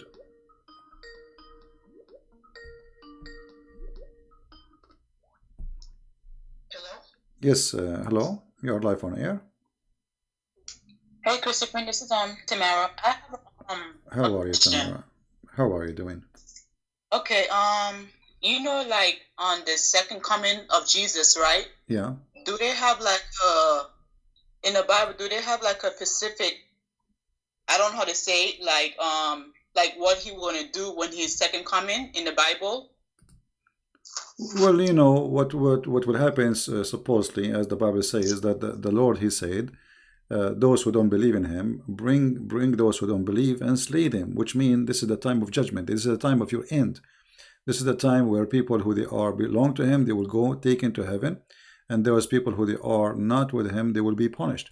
So, you know, the details, we will leave that to the Lord, what He will do it, because there's many verses about hell, what will happen in hell, but how He will do it exactly, you know, I mean, this is what He, let's say, let what to the Lord, you know, this is His authority, and speaking about details will not be really too much helpful, because what we know is He is coming, and those who they reject Him, they will be punished, they will be sent to hell, and those who believe in Him, they will be taken to heaven. How He would do it exactly, not much of details. Okay. Yeah. Like you know, like I don't know, but like you know, some Muslim will say that on the second coming of Jesus, He will like probably get married, have kids. I Well, heard that, and what else? well, this is That he would, yeah, yeah. those things they say there's no source for it, not from a Christian belief, not from Muslim belief. It's a stupid thing. They say things that not exist. What get married and have kids? Because supposedly He will stay. Some they say 7 years, some they say 40 years. They are not even sure about the time. And the question should be for the Muslims: why Jesus will come back? Why not Muhammad? Exactly. You know what? Why this? Okay, if you are watching a movie, Tamara, and who is the one who lived to the end of the movie? The hero, right? Yeah. The rest are just compass, like you know, like numbers. The guy who opened the door, the driver, the police. Nobody even know their names, right? Yeah. But there's one person who survived the whole movie, and he is the hero who will accomplish the mission. So if the question will be, if Muhammad is the best of the prophet and he is the final prophet, so why the Messiah, he is the final one to come, right?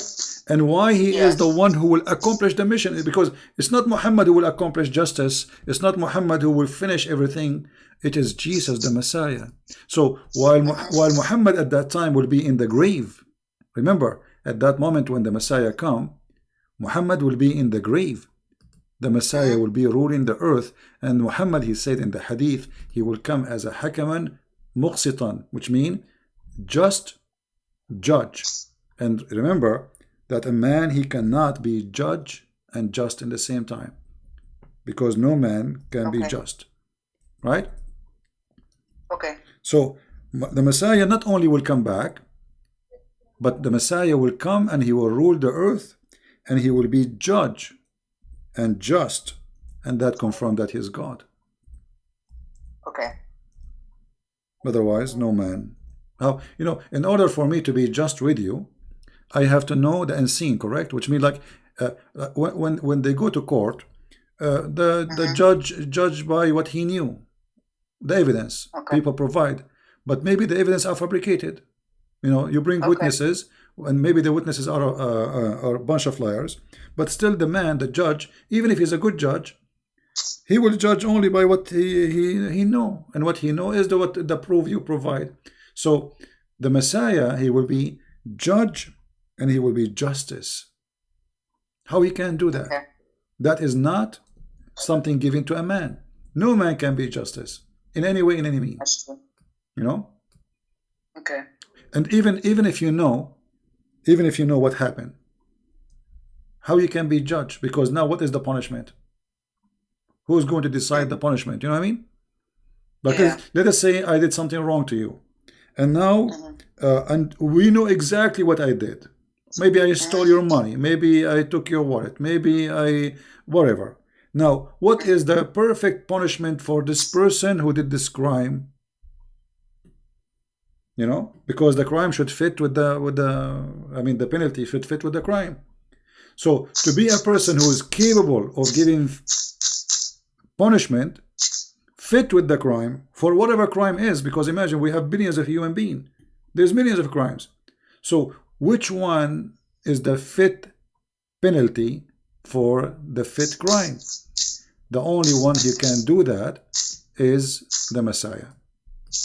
Yeah. Yeah. Anything else, Tamara?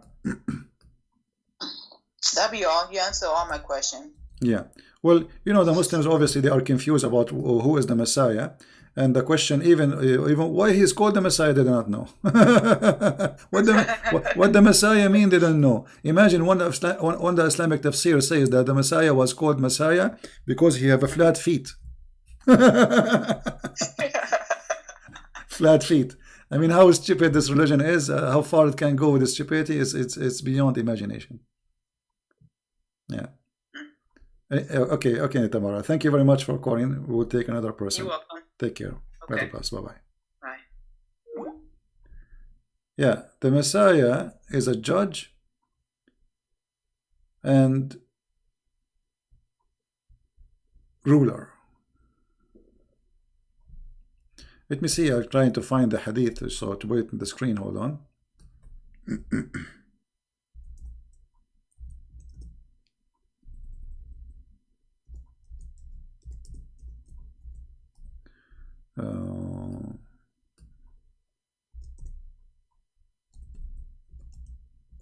And the funny that the Messiah, when he come, he will have a cowboy fight. I don't know what's wrong with this website. I cannot find the hadith.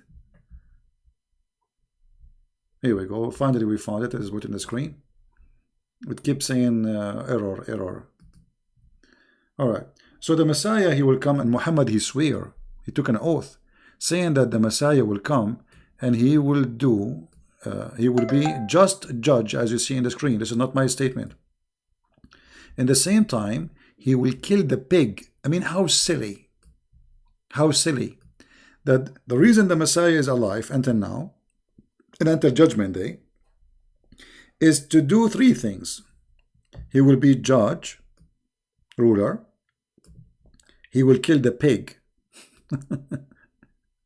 Actually, this is what he do, and then he will not collect money from the Christians, because the Muslims have too much money, and nobody will take money if you even throw it in the street. Obviously, this is false, because the more the population of a human being increase, the more needs exist. Need for water, need for food, need for resource. This is stupid. So Muhammad have his own fiction stories, which, you know, getting him busted as always. Okay, someone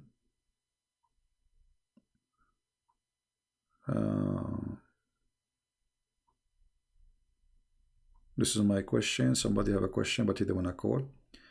Quran says Allah does not beget in chapter 112 verse. Okay, it calls someone something. Yeah. Well, the word begot is not really what the Quran is saying. It says Allah did not give birth. Did not say he is not born, or let's say he is not born of something, and he did not give birth. So the Muslims, when they translate, it's kind of funny translation.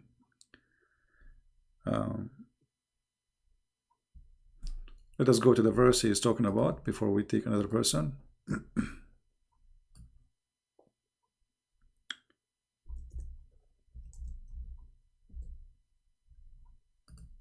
One of the Muslims, he was making a video to refute me supposedly. He said Allah is Samad, that means he have no physical body. That is stupid of you. Samad is coming from the word masmuda, which means collection. There's like a little container, have a hole in it, and kids, they put their coins in it. This is called masmuda. So Allah is Samad, Allah is the collector. He is a collector. Those idiots, they don't even know what it's mean. So look, they say Allah is the eternal absolute. The word Samad have nothing to do with eternal, have nothing to do with absolute. قُلْ هُوَ اللَّهُ أَحَدٌ. Say he is one of, which means Allah is a collector of the gods, and he is one of the gods. So he is the one who unify gods. That's why it says Ahad, not Wahid. Let us see, someone else is texting.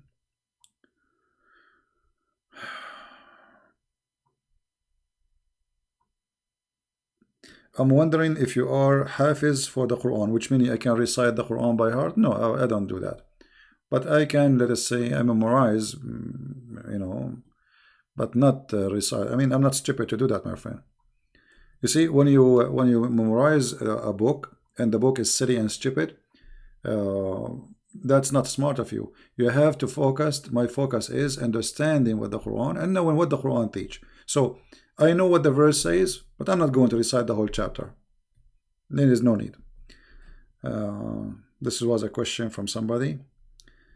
Here a person. Okay, he's trying to call. Let us see.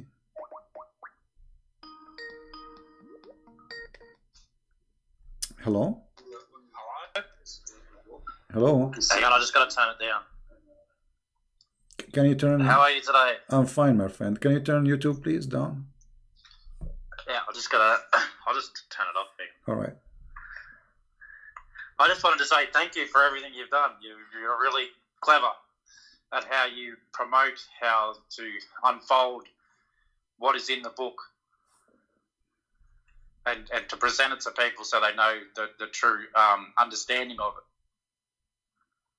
Well, there's no need to thank me. I'm doing my duty. I mean, isn't it our duty to share the truth?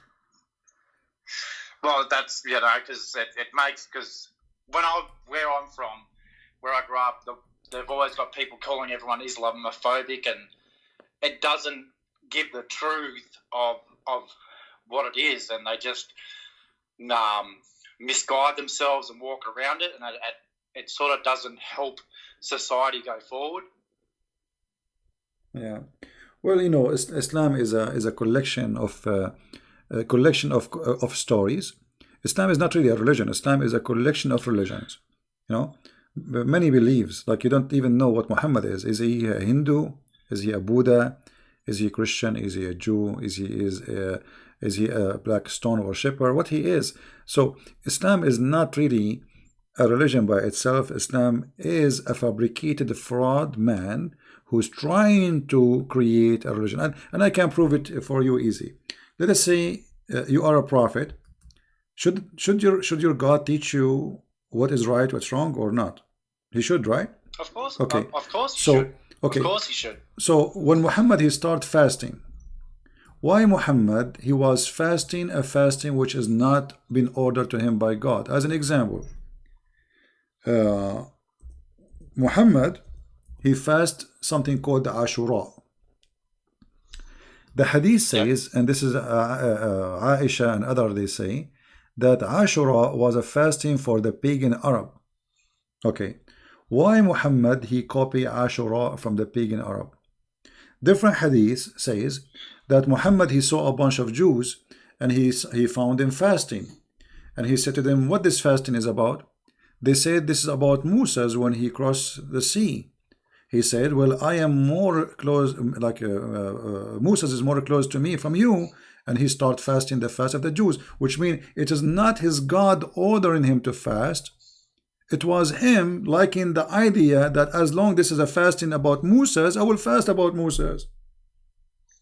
So yeah, well, that's just that's what it just comes across. Because when I started to read the book, they used to say, "Oh, you don't know Arabic, so you don't understand it." And then I would say, "Well, why is it your scholars who are the ones writing it to what mislead people? Like that just makes no sense.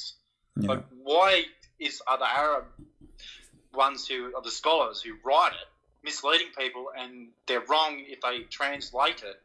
But doesn't God know everything?" My friend, the Arab who speak Arabic didn't agree about the Quran meaning, because the Quran is a stupid book. There's nothing there. So if you go and read the interpretation for the same verse, which is in Arabic, and you see the interpretation for the scholars, you will see everyone giving you different interpretation. Why? Yeah. Because they don't know what this Quran is talking about. The Quran is not a book. Quran is this guy. He was a madman. He says something, and then when they ask him, they say, "I don't know. Don't ask me." He don't know. Like if we ask the Muslims, okay, in the Quran it says the word Israel. Who is Israel? Yeah. Shouldn't you tell me who is That's Israel? right. Who is Israel? We do not know Israel. Okay, the Messiah. What is the word Messiah mean? Nowhere in the Quran. Okay, so why Israel? His name is Israel. What happened? His name is supposedly was Yaqub. You know, like how the name became Israel. You don't know. Because the Quran is a collection of stories, and those stories are not the stories of Muhammad. Well, what I found interesting when I tried to read it is that the stories don't finish. They're all over the place, and it's sort of like, well, if this is a book from God, why is it so poorly written and just makes no sense? Like, Yeah. I just can't. If it's from God, He's perfect.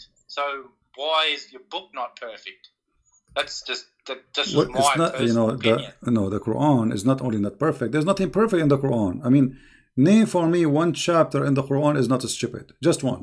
Actually, here we go. We have almost. I can't, because I can't read something that is poorly written. It's just like, this is not from God because it's just poor. Yeah, exactly. The Quran, every single verse in it is stupid, and we can show how stupid it is. So here we go. We have Muslims are listening. We have almost 800 people watching. I encourage any Muslim to call me right now and give me one chapter makes sense, just one, and give me the interpretation. That's how I had to buy your book so I could understand it. Yeah. Because your books explained it. Because it was just like, I'm having trouble reading this. So I was reading Quran and I go, well, I bought your book so I could understand it. And I'm like, oh, this is what they're trying to say. But it's just poor. Just very poor. Yeah. Well, thank you very much for calling, my friend. Anything else you want to share? Oh, no, God bless you. I'm just very happy that, you've helped me with a lot. So thank you very much. God bless you. Thank you, my friend. You're welcome. God bless. Enjoy your day. Thank you. God bless. Take care. Bye. Bye-bye.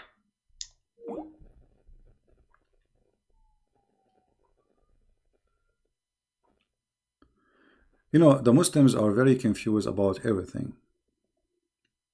Like we mentioned Israel. Who was Israel? Everyone of them, he give you different ideas. You believe it or not? They don't know. They have no idea.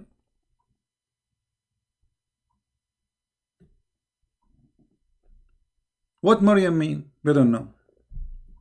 Why she's called Maryam? They don't know. What Abraham mean? They don't know. What Moses mean? They don't know. Why Jibril? His name is Jibril. What Jibril mean? They don't know. Why? Because Islam is a theft. How you can understand a religion if you can't understand even the names and why they are mentioned? Ishmael, what Ishmael mean? They don't know. Because all those names are stolen stories. When you read the Bible, you will find out easy that this is not even a name. Abraham is not a name. Abraham is a description of what this man did. The one who crossed the river. The one who crossed from the other side. Abraham. Every name is a story. There's no names. This is why Muhammad, when he speak about the Pharaoh, he think Pharaoh is the name of the guy. To the point he says, Al Fir'aun. The word Al in Arabic mean like the last name. The last name of this man is etc. So your name is Johnson, Alu Johnson. You know, your last name is Johnson, Alu Johnson. So you will see the Quran is speaking about Alu Ibrahim. Look here. فَقَدْ أَتَيْنَا آلَ إِبْرَاهِيمَ. Okay, what Ala mean? Translation, chapter 4, verse number 54.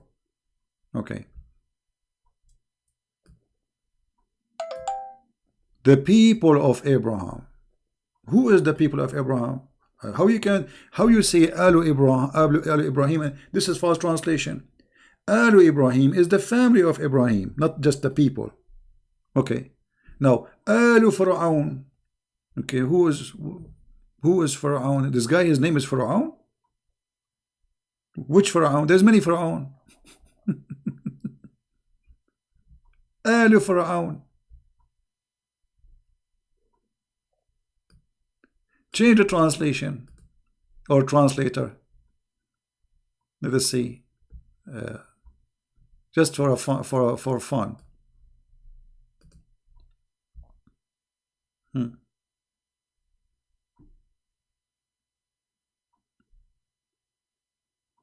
What Alu Fir'aun? All the names mentioned in the Quran, there's no dating, there's no name. Like the Bible speak about who is the one, the king we are talking about. This Pharaoh. Here we do not know who's this guy. When Musa was exist? When Israel was exist? Who is David? What David mean? What Sulaiman mean?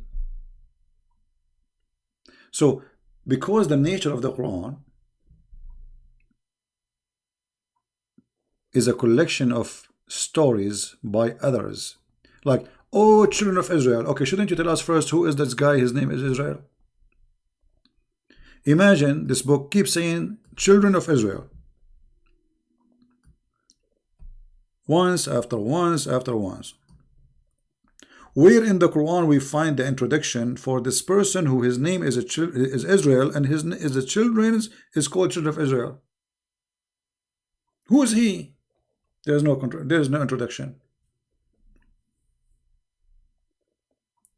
Well, if you go in the Bible, you will see details and the story, how this person, what his name become. So Muhammad is just a liar, a thief. He collects stories. As an example, not necessarily, not limited to this.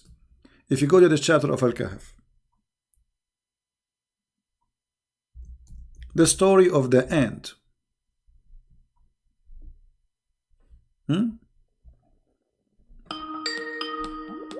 We have somebody trying to call. Okay. Hello? Hello? Yes? Hi, CP. How are you, my friend? I'm fine. Go ahead, you're live on air. Yes, my question was about two chapters of the Quran. I don't remember exactly which one are there, but there was one that said that if Muhammad was asking questions, he should ask the Jews and the Christian, right? Yeah, in kunta fi shakkin min America, yeah. Okay, so there's also, like, the Muslim will say that, oh no, the Bible was corrupted, but at the same time, he says, like, to go to the Christian and the Jews. Is there any way in the Quran that says that the Bible was corrupted? Is like an invention for the Muslims? No, you see, the Quran says, وَالَّذِينَ يُحَرِّفُونَ الْكَلِمَ عَنْ مَوَاضِعِهِ, which mean those, if you go and read the interpretation, this is supposedly about a Jew who put his finger in the top of a verse in the Bible so they will not be able to read it. They did not corrupt the Bible, no. So this is the interpretation even of the Muslims. So there is nowhere in the Quran says that they are changing the Bible.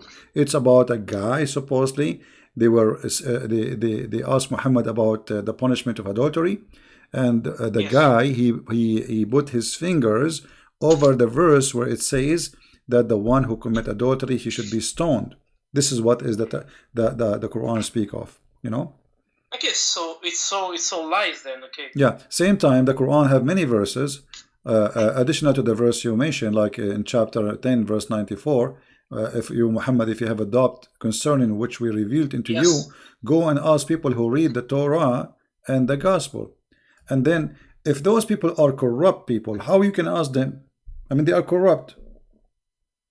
You see, You're right. when You're you right. when you ask for advice, you ask for advice for someone is wiser and decent, right? Yes. Okay. Yes. If they are corrupting and if they are following false teaching, that means they lost their decencies and they are not wise, because the one who corrupt his own book is foolish, and the one who follow wrong teaching is foolish too. So why he is asking him to go and ask the Christians? In the same time, if you go in the Quran, you will find many verses saying that he confirming what they have, like Muhammad is coming and he confirmed what they have with them,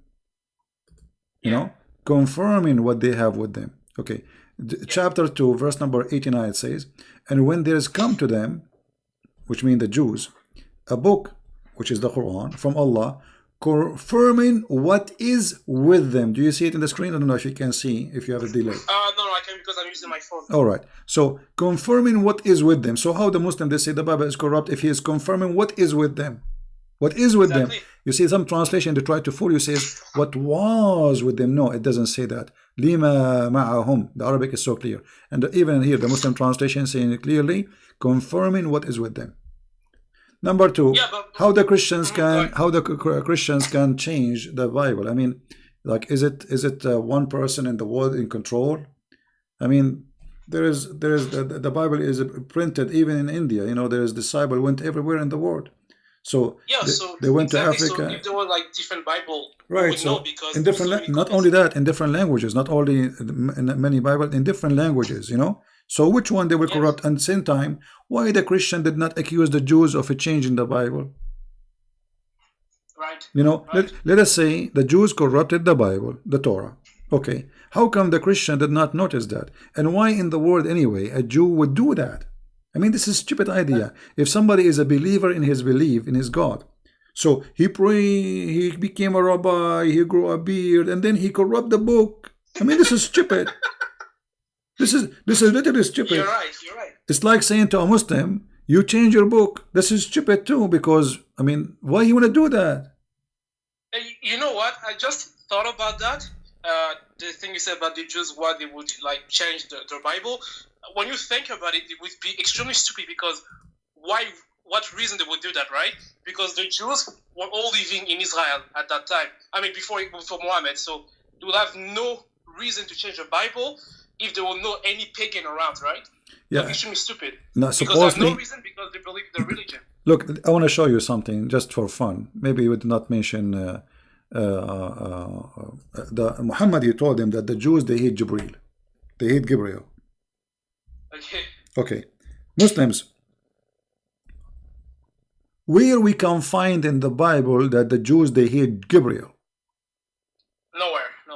How in the word Muhammad he says such a lie? I mean, you have to be a donkey to say such a donkey statement, because this is an angel of God approved by the Jews, and Muhammad even he took the name from the Jews. He don't even know what the name means. This is in the Hebrew language. So why the Jews they hate Jibreel? Give us a reason. Who is a Muslim? Want to tell us why he ate their yummy? What he did? This guy, he plays soccer and he joined the wrong team.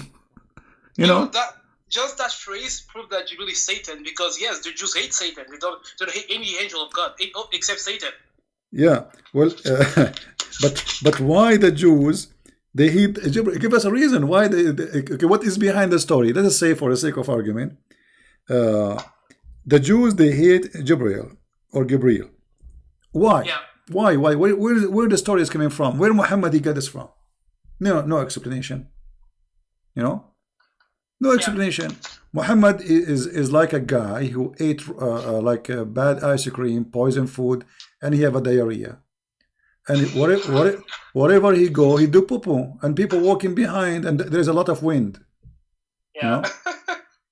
Yeah. This is that's what we call anti-Semitism, right? They just hate the Jews for no reason. Well, you know, even if you give a reason, you have to give, like, the Jews, they hate Gabriel, but why? Why Gabriel exactly? What he did? So then, and here you should ask yourself, why the Muslim did not ask Muhammad? Why? If we go in the hadith, look, let me show you. Let me find the hadith for that. Here, and this is Sahih al-Bukhari. It says, a guy, he came to him and he asked him 3 questions, and supposedly nobody knows him except a prophet. And the story is hilarious, because the guy who told Muhammad nobody knows the story except a prophet, he himself, he knew the answer, which means he's a prophet too. You know what I mean? Like, if you imagine, you come to me, you call me, you say, CP, I will ask you 3 questions and nobody knows the answer for them except a prophet. All right? And then I give you the answers and you say you are right. You know, this is true. That's mean you know the answer too. Yeah, you're right, because how do you know that? That's mean you are a prophet. I mean, the stupid of donkeys. And look here, it says. So they ask him, what is the first meal? Like, what is the first portent of the hour? What is the, look how serious the question. What is the first meal in the judgment day? And then in the paradise, sorry. And what makes the baby look like the father? And here they're giving the answer. And look what Muhammad said. The prophet said, just now, Jibreel has informed me about that. Abdullah, he said, Jibreel. The prophet said, yes. Abdullah said, he is among the angels, is the enemy of the Jews. Muslims, why the Jews, they hate this Jibreel? And then Muhammad, he gave us his intelligence, and he said, what resembled the baby? He said, if the man have discharged first, read with me, and if the man discharge proceed of the women, then the child resembled the father. And this is who told him that? Jibreel. This is why if I get married, I will never have discharge first. I don't want my son to look like me. That's disgusting. You know? You know, every time I read the hadith and sometimes the Quran, I have the feeling like Muhammad was trying to make fun of the Muslims, or I don't know, it's so silly that no one can see that kind of stuff and, you know, have a straight face. It's impossible. You must be like making fun of me if you're saying that to myself, right? Well, because there's so many stupid stuff in the Quran and the hadith, so it's so amazing. Yeah. Well, you know, we laugh and the Muslims have no answers. And the funny, the Muslim, they say we refute him. Refute me, here we go. Yeah, Mimi Hijab. Yeah, Mimi Fufu. All right, my friend. Anything else you want to say? No, I have a nice one, my friend. All right, thank you. Thank you very much, and God bless you. You too. Bye-bye. Yeah, actually, it's good to hear from, you know, wonderful Christians, you know, to hear their opinion and what they like to say and to share with us. I have a question about why Christ come for the Jews while they already do all been told by God in the Torah. I'm not sure what you mean. While they already do all been told by God. Well, you see, being a Jew does not mean you are saved. See, the Jews, they first of all, they are the only one who worship the true God.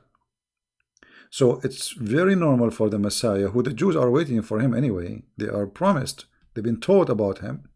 So he will come and he will be of the Jews. So he come to the Jews for many reasons. Number one, those are the people who choose him, which means they choose to worship the true God. And he is the one who chose them to come to them, through them. Secondly, the Jews are not saved unless they have the correct...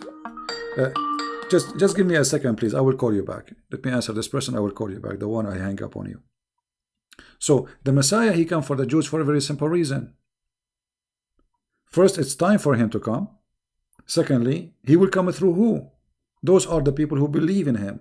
Those are the people who are waiting for him.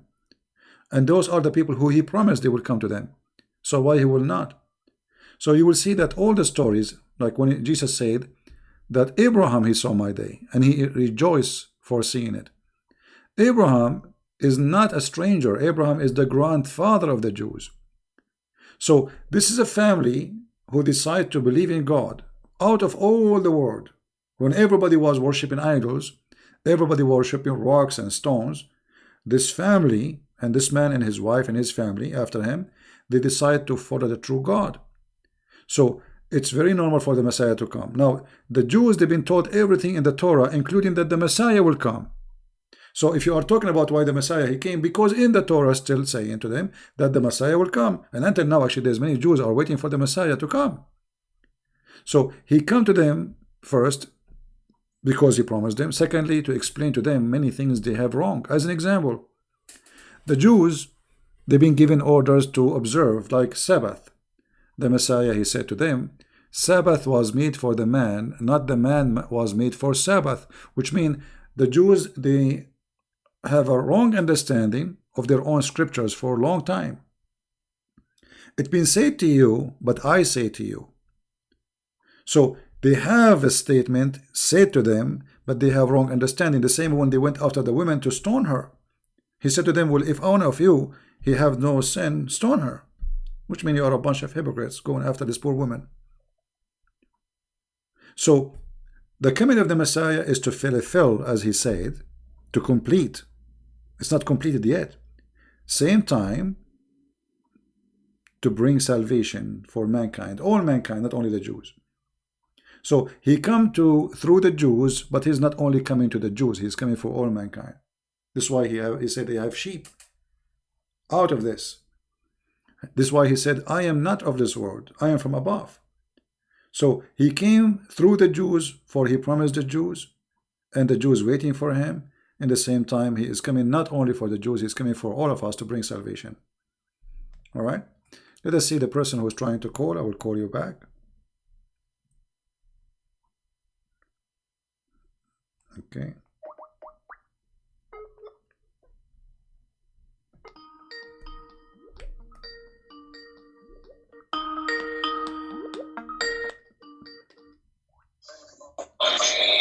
Hello?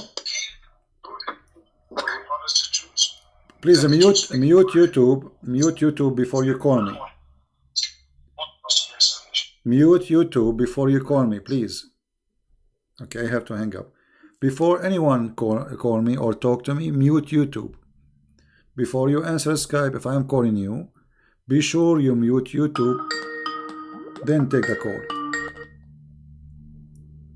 All right, hello? Hello, Christian, please. Yes, my friend, go ahead. You are live on air. Yes, hi. It's me again. It's me, Sundar from Nepal. Hey, my friend, how are you? Nepal, that's wonderful. How is Nepal going? How is life there? Well, it's still the same, you know. Yeah, okay. But I'm fine. Thank you for asking. Yeah, I remember you. You are the person who became a Christian from Nepal, right? Well, yes, I'm yes, you can say that. I would like to say that yes, I'm a Christian from Nepal. All right. Okay. What do you like to say to us, my friend? Go ahead. Well, I have one of these things going on in my mind a long time already, because you know this. The Muslims, they always say that how can God can kill his son? That Jesus was not the one who was crucified. Why would God punish his own son by crucifying and killing him in the cross, right? Mm-hmm. So, but as you are the expert already, I would like to know.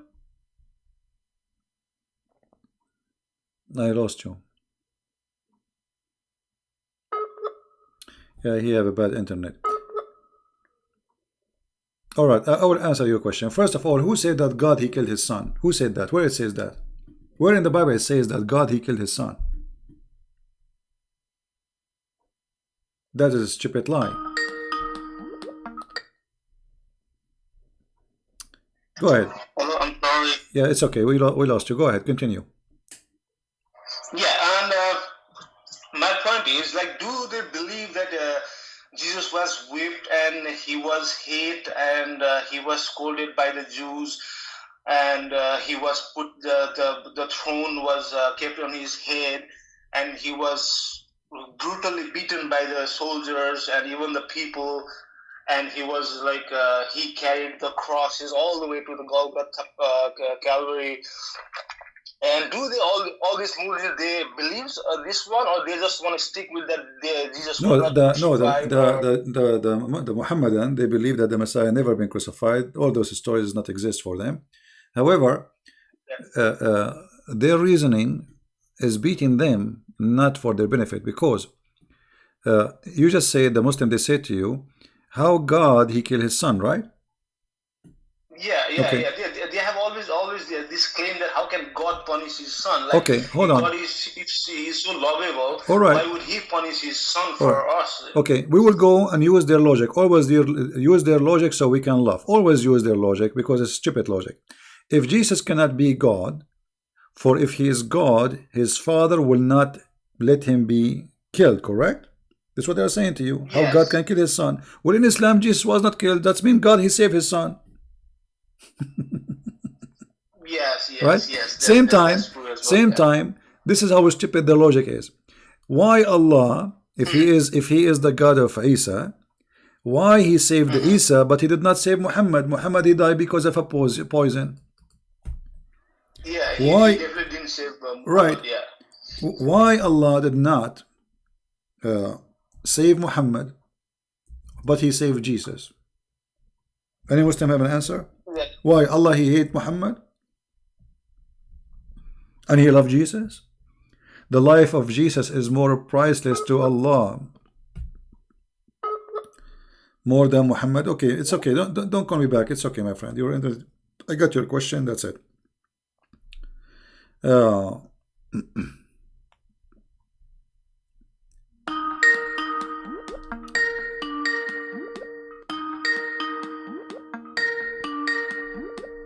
I don't even see the caller. I don't know where.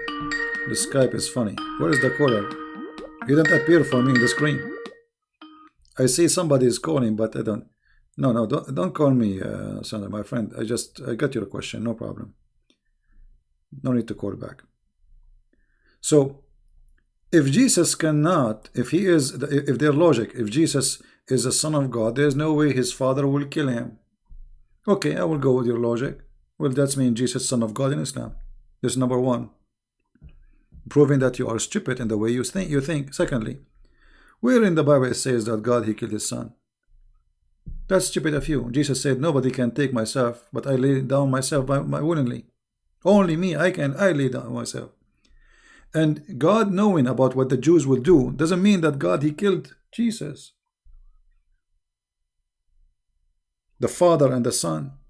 No, the Messiah, he knew even what they would do. He knew who was going to give him up. My friend, there is no need to call him again. That's it. I'm going to exit actually Skype because we have enough for today. Otherwise, this is endless. I apologize.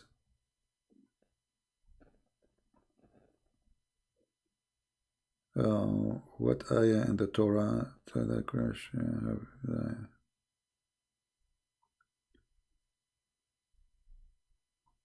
Okay, Jew thought that the Messiah will come. Yeah, will the you see, the Messiah he quote there's many. You can go right now search in Google, Prophet Google, peace upon him, prophecies in the Old Testament about the Messiah. You will find endless. But one of them, which is Messiah, he quote for the Jews. He said, "What do you say about Christ?" They said he is the son of David. He said, if he is a son of David, then why he call him God? And about the Messiah, he will, die. Where in the Torah it says the Messiah, he will not die? Nowhere.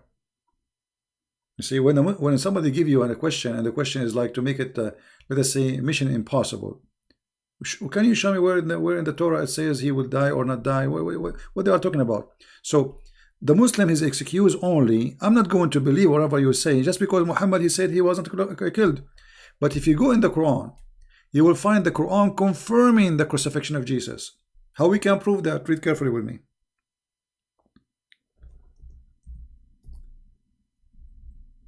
The Quran confirmed the crucifixion. But the Quran confirmed that there is someone look like Jesus. Do you see it? So, which mean The Bible is very accurate in the story, because the witnesses, they saw someone in the cross. He looked exactly like Jesus. He speak like Jesus.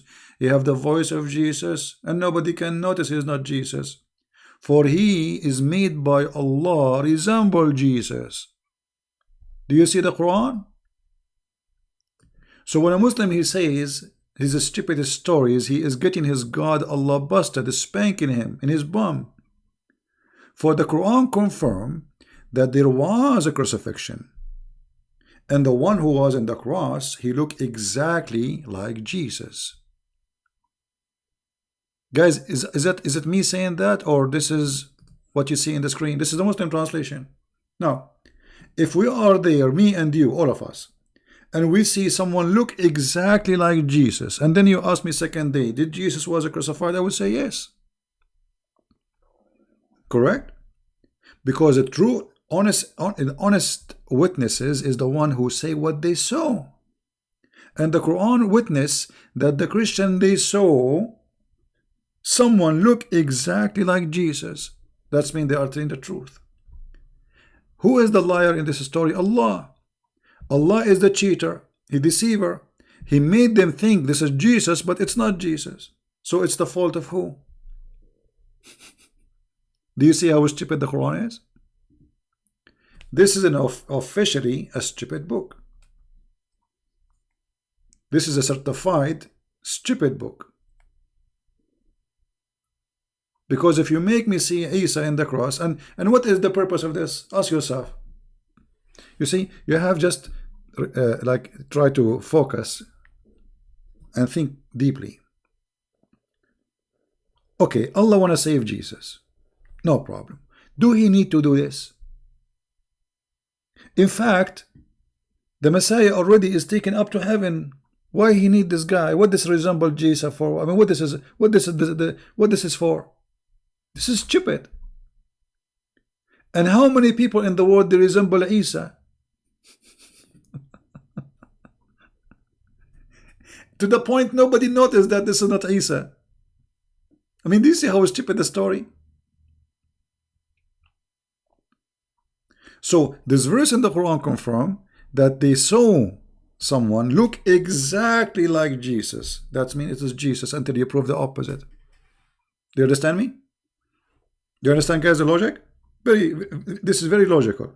As long as you agree that the one who was in the cross looked exactly like Jesus, well, you have to prove that this is not Jesus. Because now, until now, what we have from the Quran, it is Jesus. He looked like Jesus, so it's Jesus. Even his mother, she could not recognize that it's not him.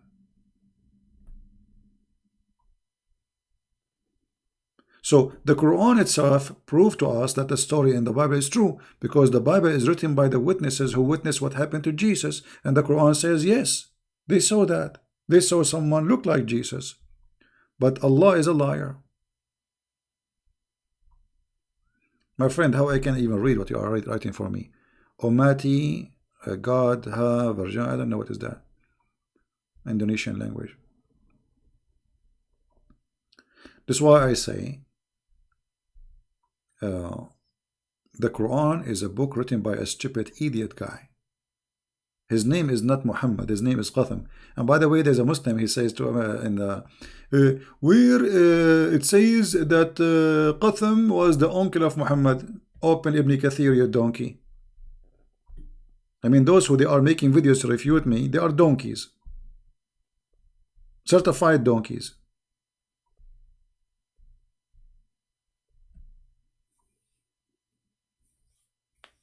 Read your books. Actually, I'm insulting donkeys when I say donkey. The donkeys are smart. And they are useful.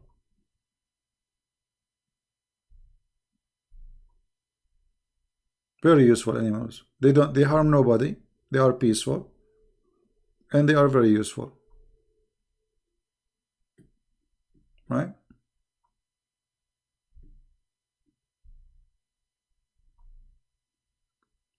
Anyway, we finish with the sky for today, and I want to say to you in a very simple words, Islam is the most stupid cult,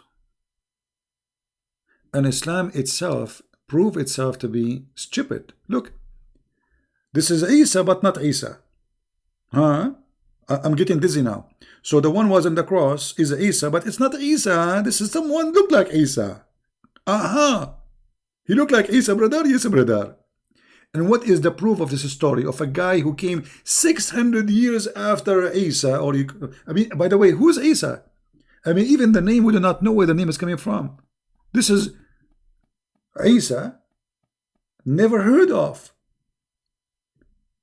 This guy Muhammad, obviously, he had an accident. He was driving a Ferrari in a very high speed, and he hit the camel in front of him after they got oil in Saudi Arabia.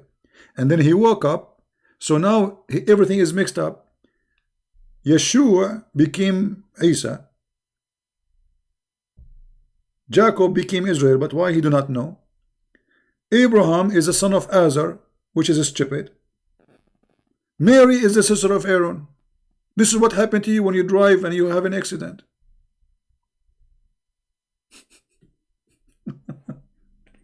Right?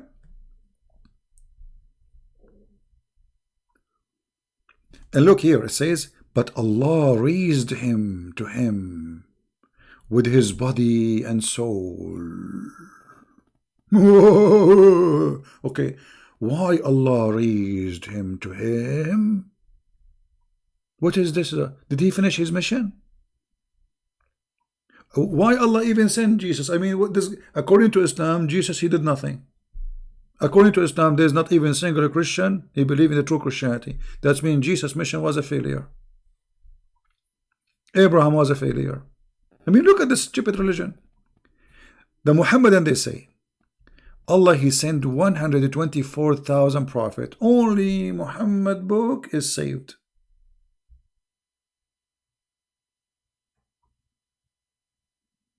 Right? أنت لا ترى دولة الإسلام قامت بدماء الصادقين.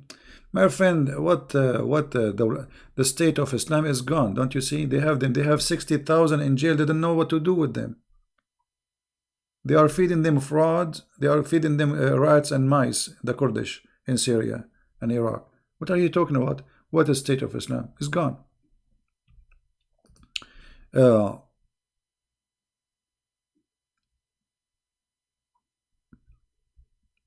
And look, just to show you how stupid this religion is.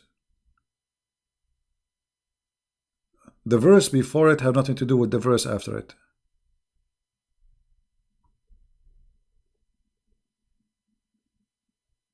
Crazy cult. Muhammad, he came 600 years. The funny, one of the videos, a Muslim, he left Islam in the video, and the guy who was trying to supposedly refute me, he said, look, this guy, he left Islam, but there is no, but CP did not provide any proof.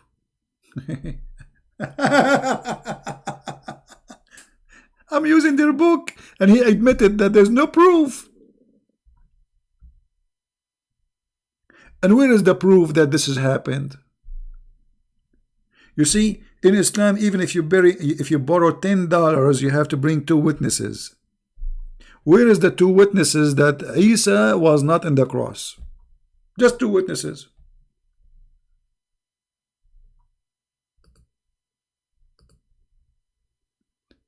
Muhammad was not in the time of this man Isa. We do not know even who is he.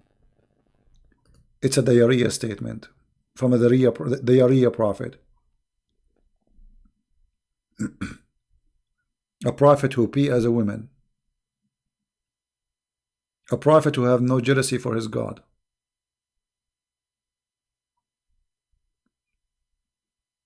Anyway, today it's a Friday night.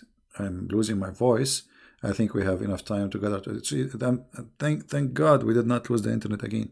So I hope we have a good time. I will try always every Friday to open my Skype for people to call. So people, they can call me and we can share together. And I will do my best to answer you. All right?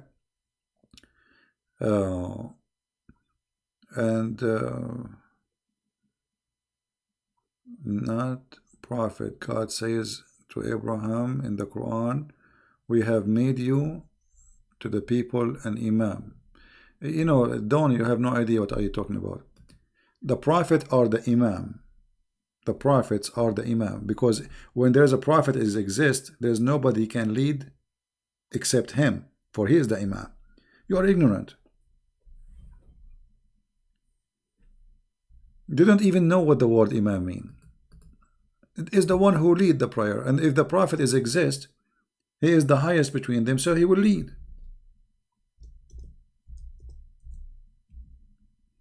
Ignorance. Anyway, I wanna finish with this for today, and I wanna say to the black dog. Well, I mean, look at this black dog. He is looking at the sky. Supposedly Allah is up. Remember, Allah is up. Allah, he come down every third part of the night. He's looking at the sky. He says, Allah, why? Why you says I'm black dog is a devil? Why? Why, you idiot? Why you say that the black dog is a devil? Give me a reason. What I did to you? There is no way a person he have little brain will say such a stupid statement. This man, he copies stories from people who they are, you know, believe in fictions and legends, and they have phobia from a black color. So a black animal is bad, black dog is shaitan, black bird is a shaitan. So Muhammad is one of this environment. He is a false fraud prophet. There's no way a true prophet will say such a statement. Look how beautiful this dog. He is the devil. He is the devil. You are the devil. You, Muhammad, is the devil. This is a very beautiful dog. Dogs are loyal. They protect you. They die for you. You see, even the aggressive dog, they protect their masters. They are loyal.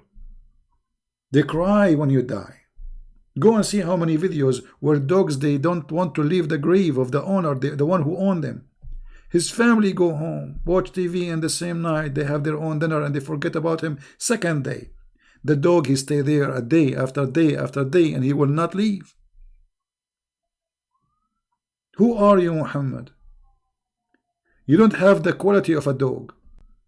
You don't have the quality of a chicken, and I can prove it from the hadith. Muhammad, he said that if a chicken, if a rooster, he would do cuckoo cuckoo, that because he saw an angel. And if a donkey, he start making sound of a donkey, that's mean he saw shaitan. That's mean Muhammad, he is not equal to a donkey, and he don't have a qualification of any of them, donkeys or a rooster. Because rooster, he knew the angel. Muhammad, he saw the angel. He asked his wife to do striptease for him so he can recognize him. He told her, I see him in the corner. By the legs and the thigh of Khadija, Muhammad, he recognized that he is a prophet.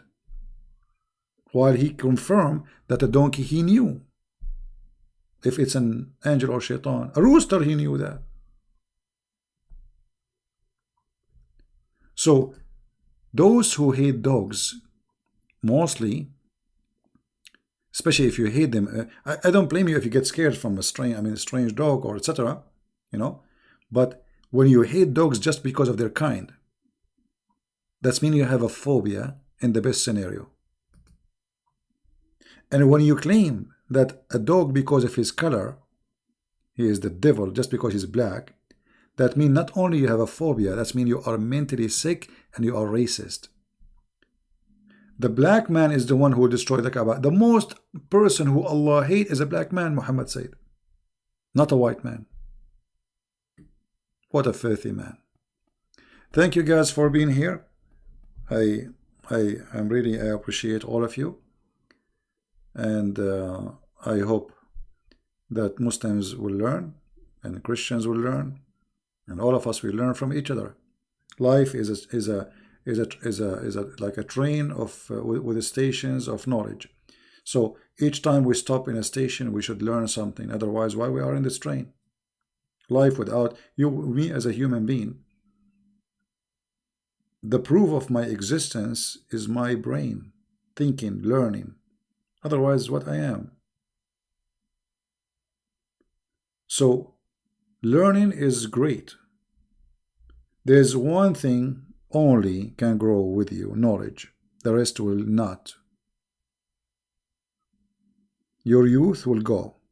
Your skin will have wrinkles. Your healthy body will demolish slowly, like a candle. But there's only one thing will grow with you. That is knowledge. And knowledge make you wise. One of two things knowledge make of a person. Either make you evil or wise. Which means using your knowledge to hurt people like Muhammad, using false knowledge, fraud, fictions. Those are naive people, fooling them with the black dog is the devil. So he is using the knowledge of deceiving, superstition stories, using it against those naive. Right?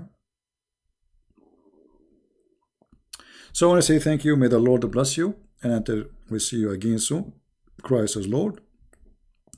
And Muhammad gets spanked every day, every time we go live on air. And we will go as much as we can. Take care. See you soon. Bye-bye. And enjoy your weekend. Don't forget that. And by the way, again, I remind you to pray for our friend and anyone. The one from, I think, Sri Lanka. He need a job. He need to provide to his family. Please pray for him that the Lord will open doors for him. The Lord will provide him. Pray for all the poor in the world that they will be given for their need. They will be supported for the need support. For, we are Christians, we are a family. Pray for all poor, not only Christians, Muslims, Hindus, everybody. Poor are beloved people by God, but they need help. So we pray that the Lord, He will open doors for them so they can provide for their family, for their children. They can live a decent life and nobody can take, advantage of them. And nobody can humiliate them. So they can be respected and live with dignity of a human being as a child of God, as God He wanted us to be. So we pray for this gentleman and we pray for everybody. We pray for all of you, your health. We pray that you stay stable with your mind, because if we lose that mind, we lose everything. And we pray that all of us, we will have a good time for this weekend with our family, our friends, and do good wherever we are. Thank you and God bless. Take care.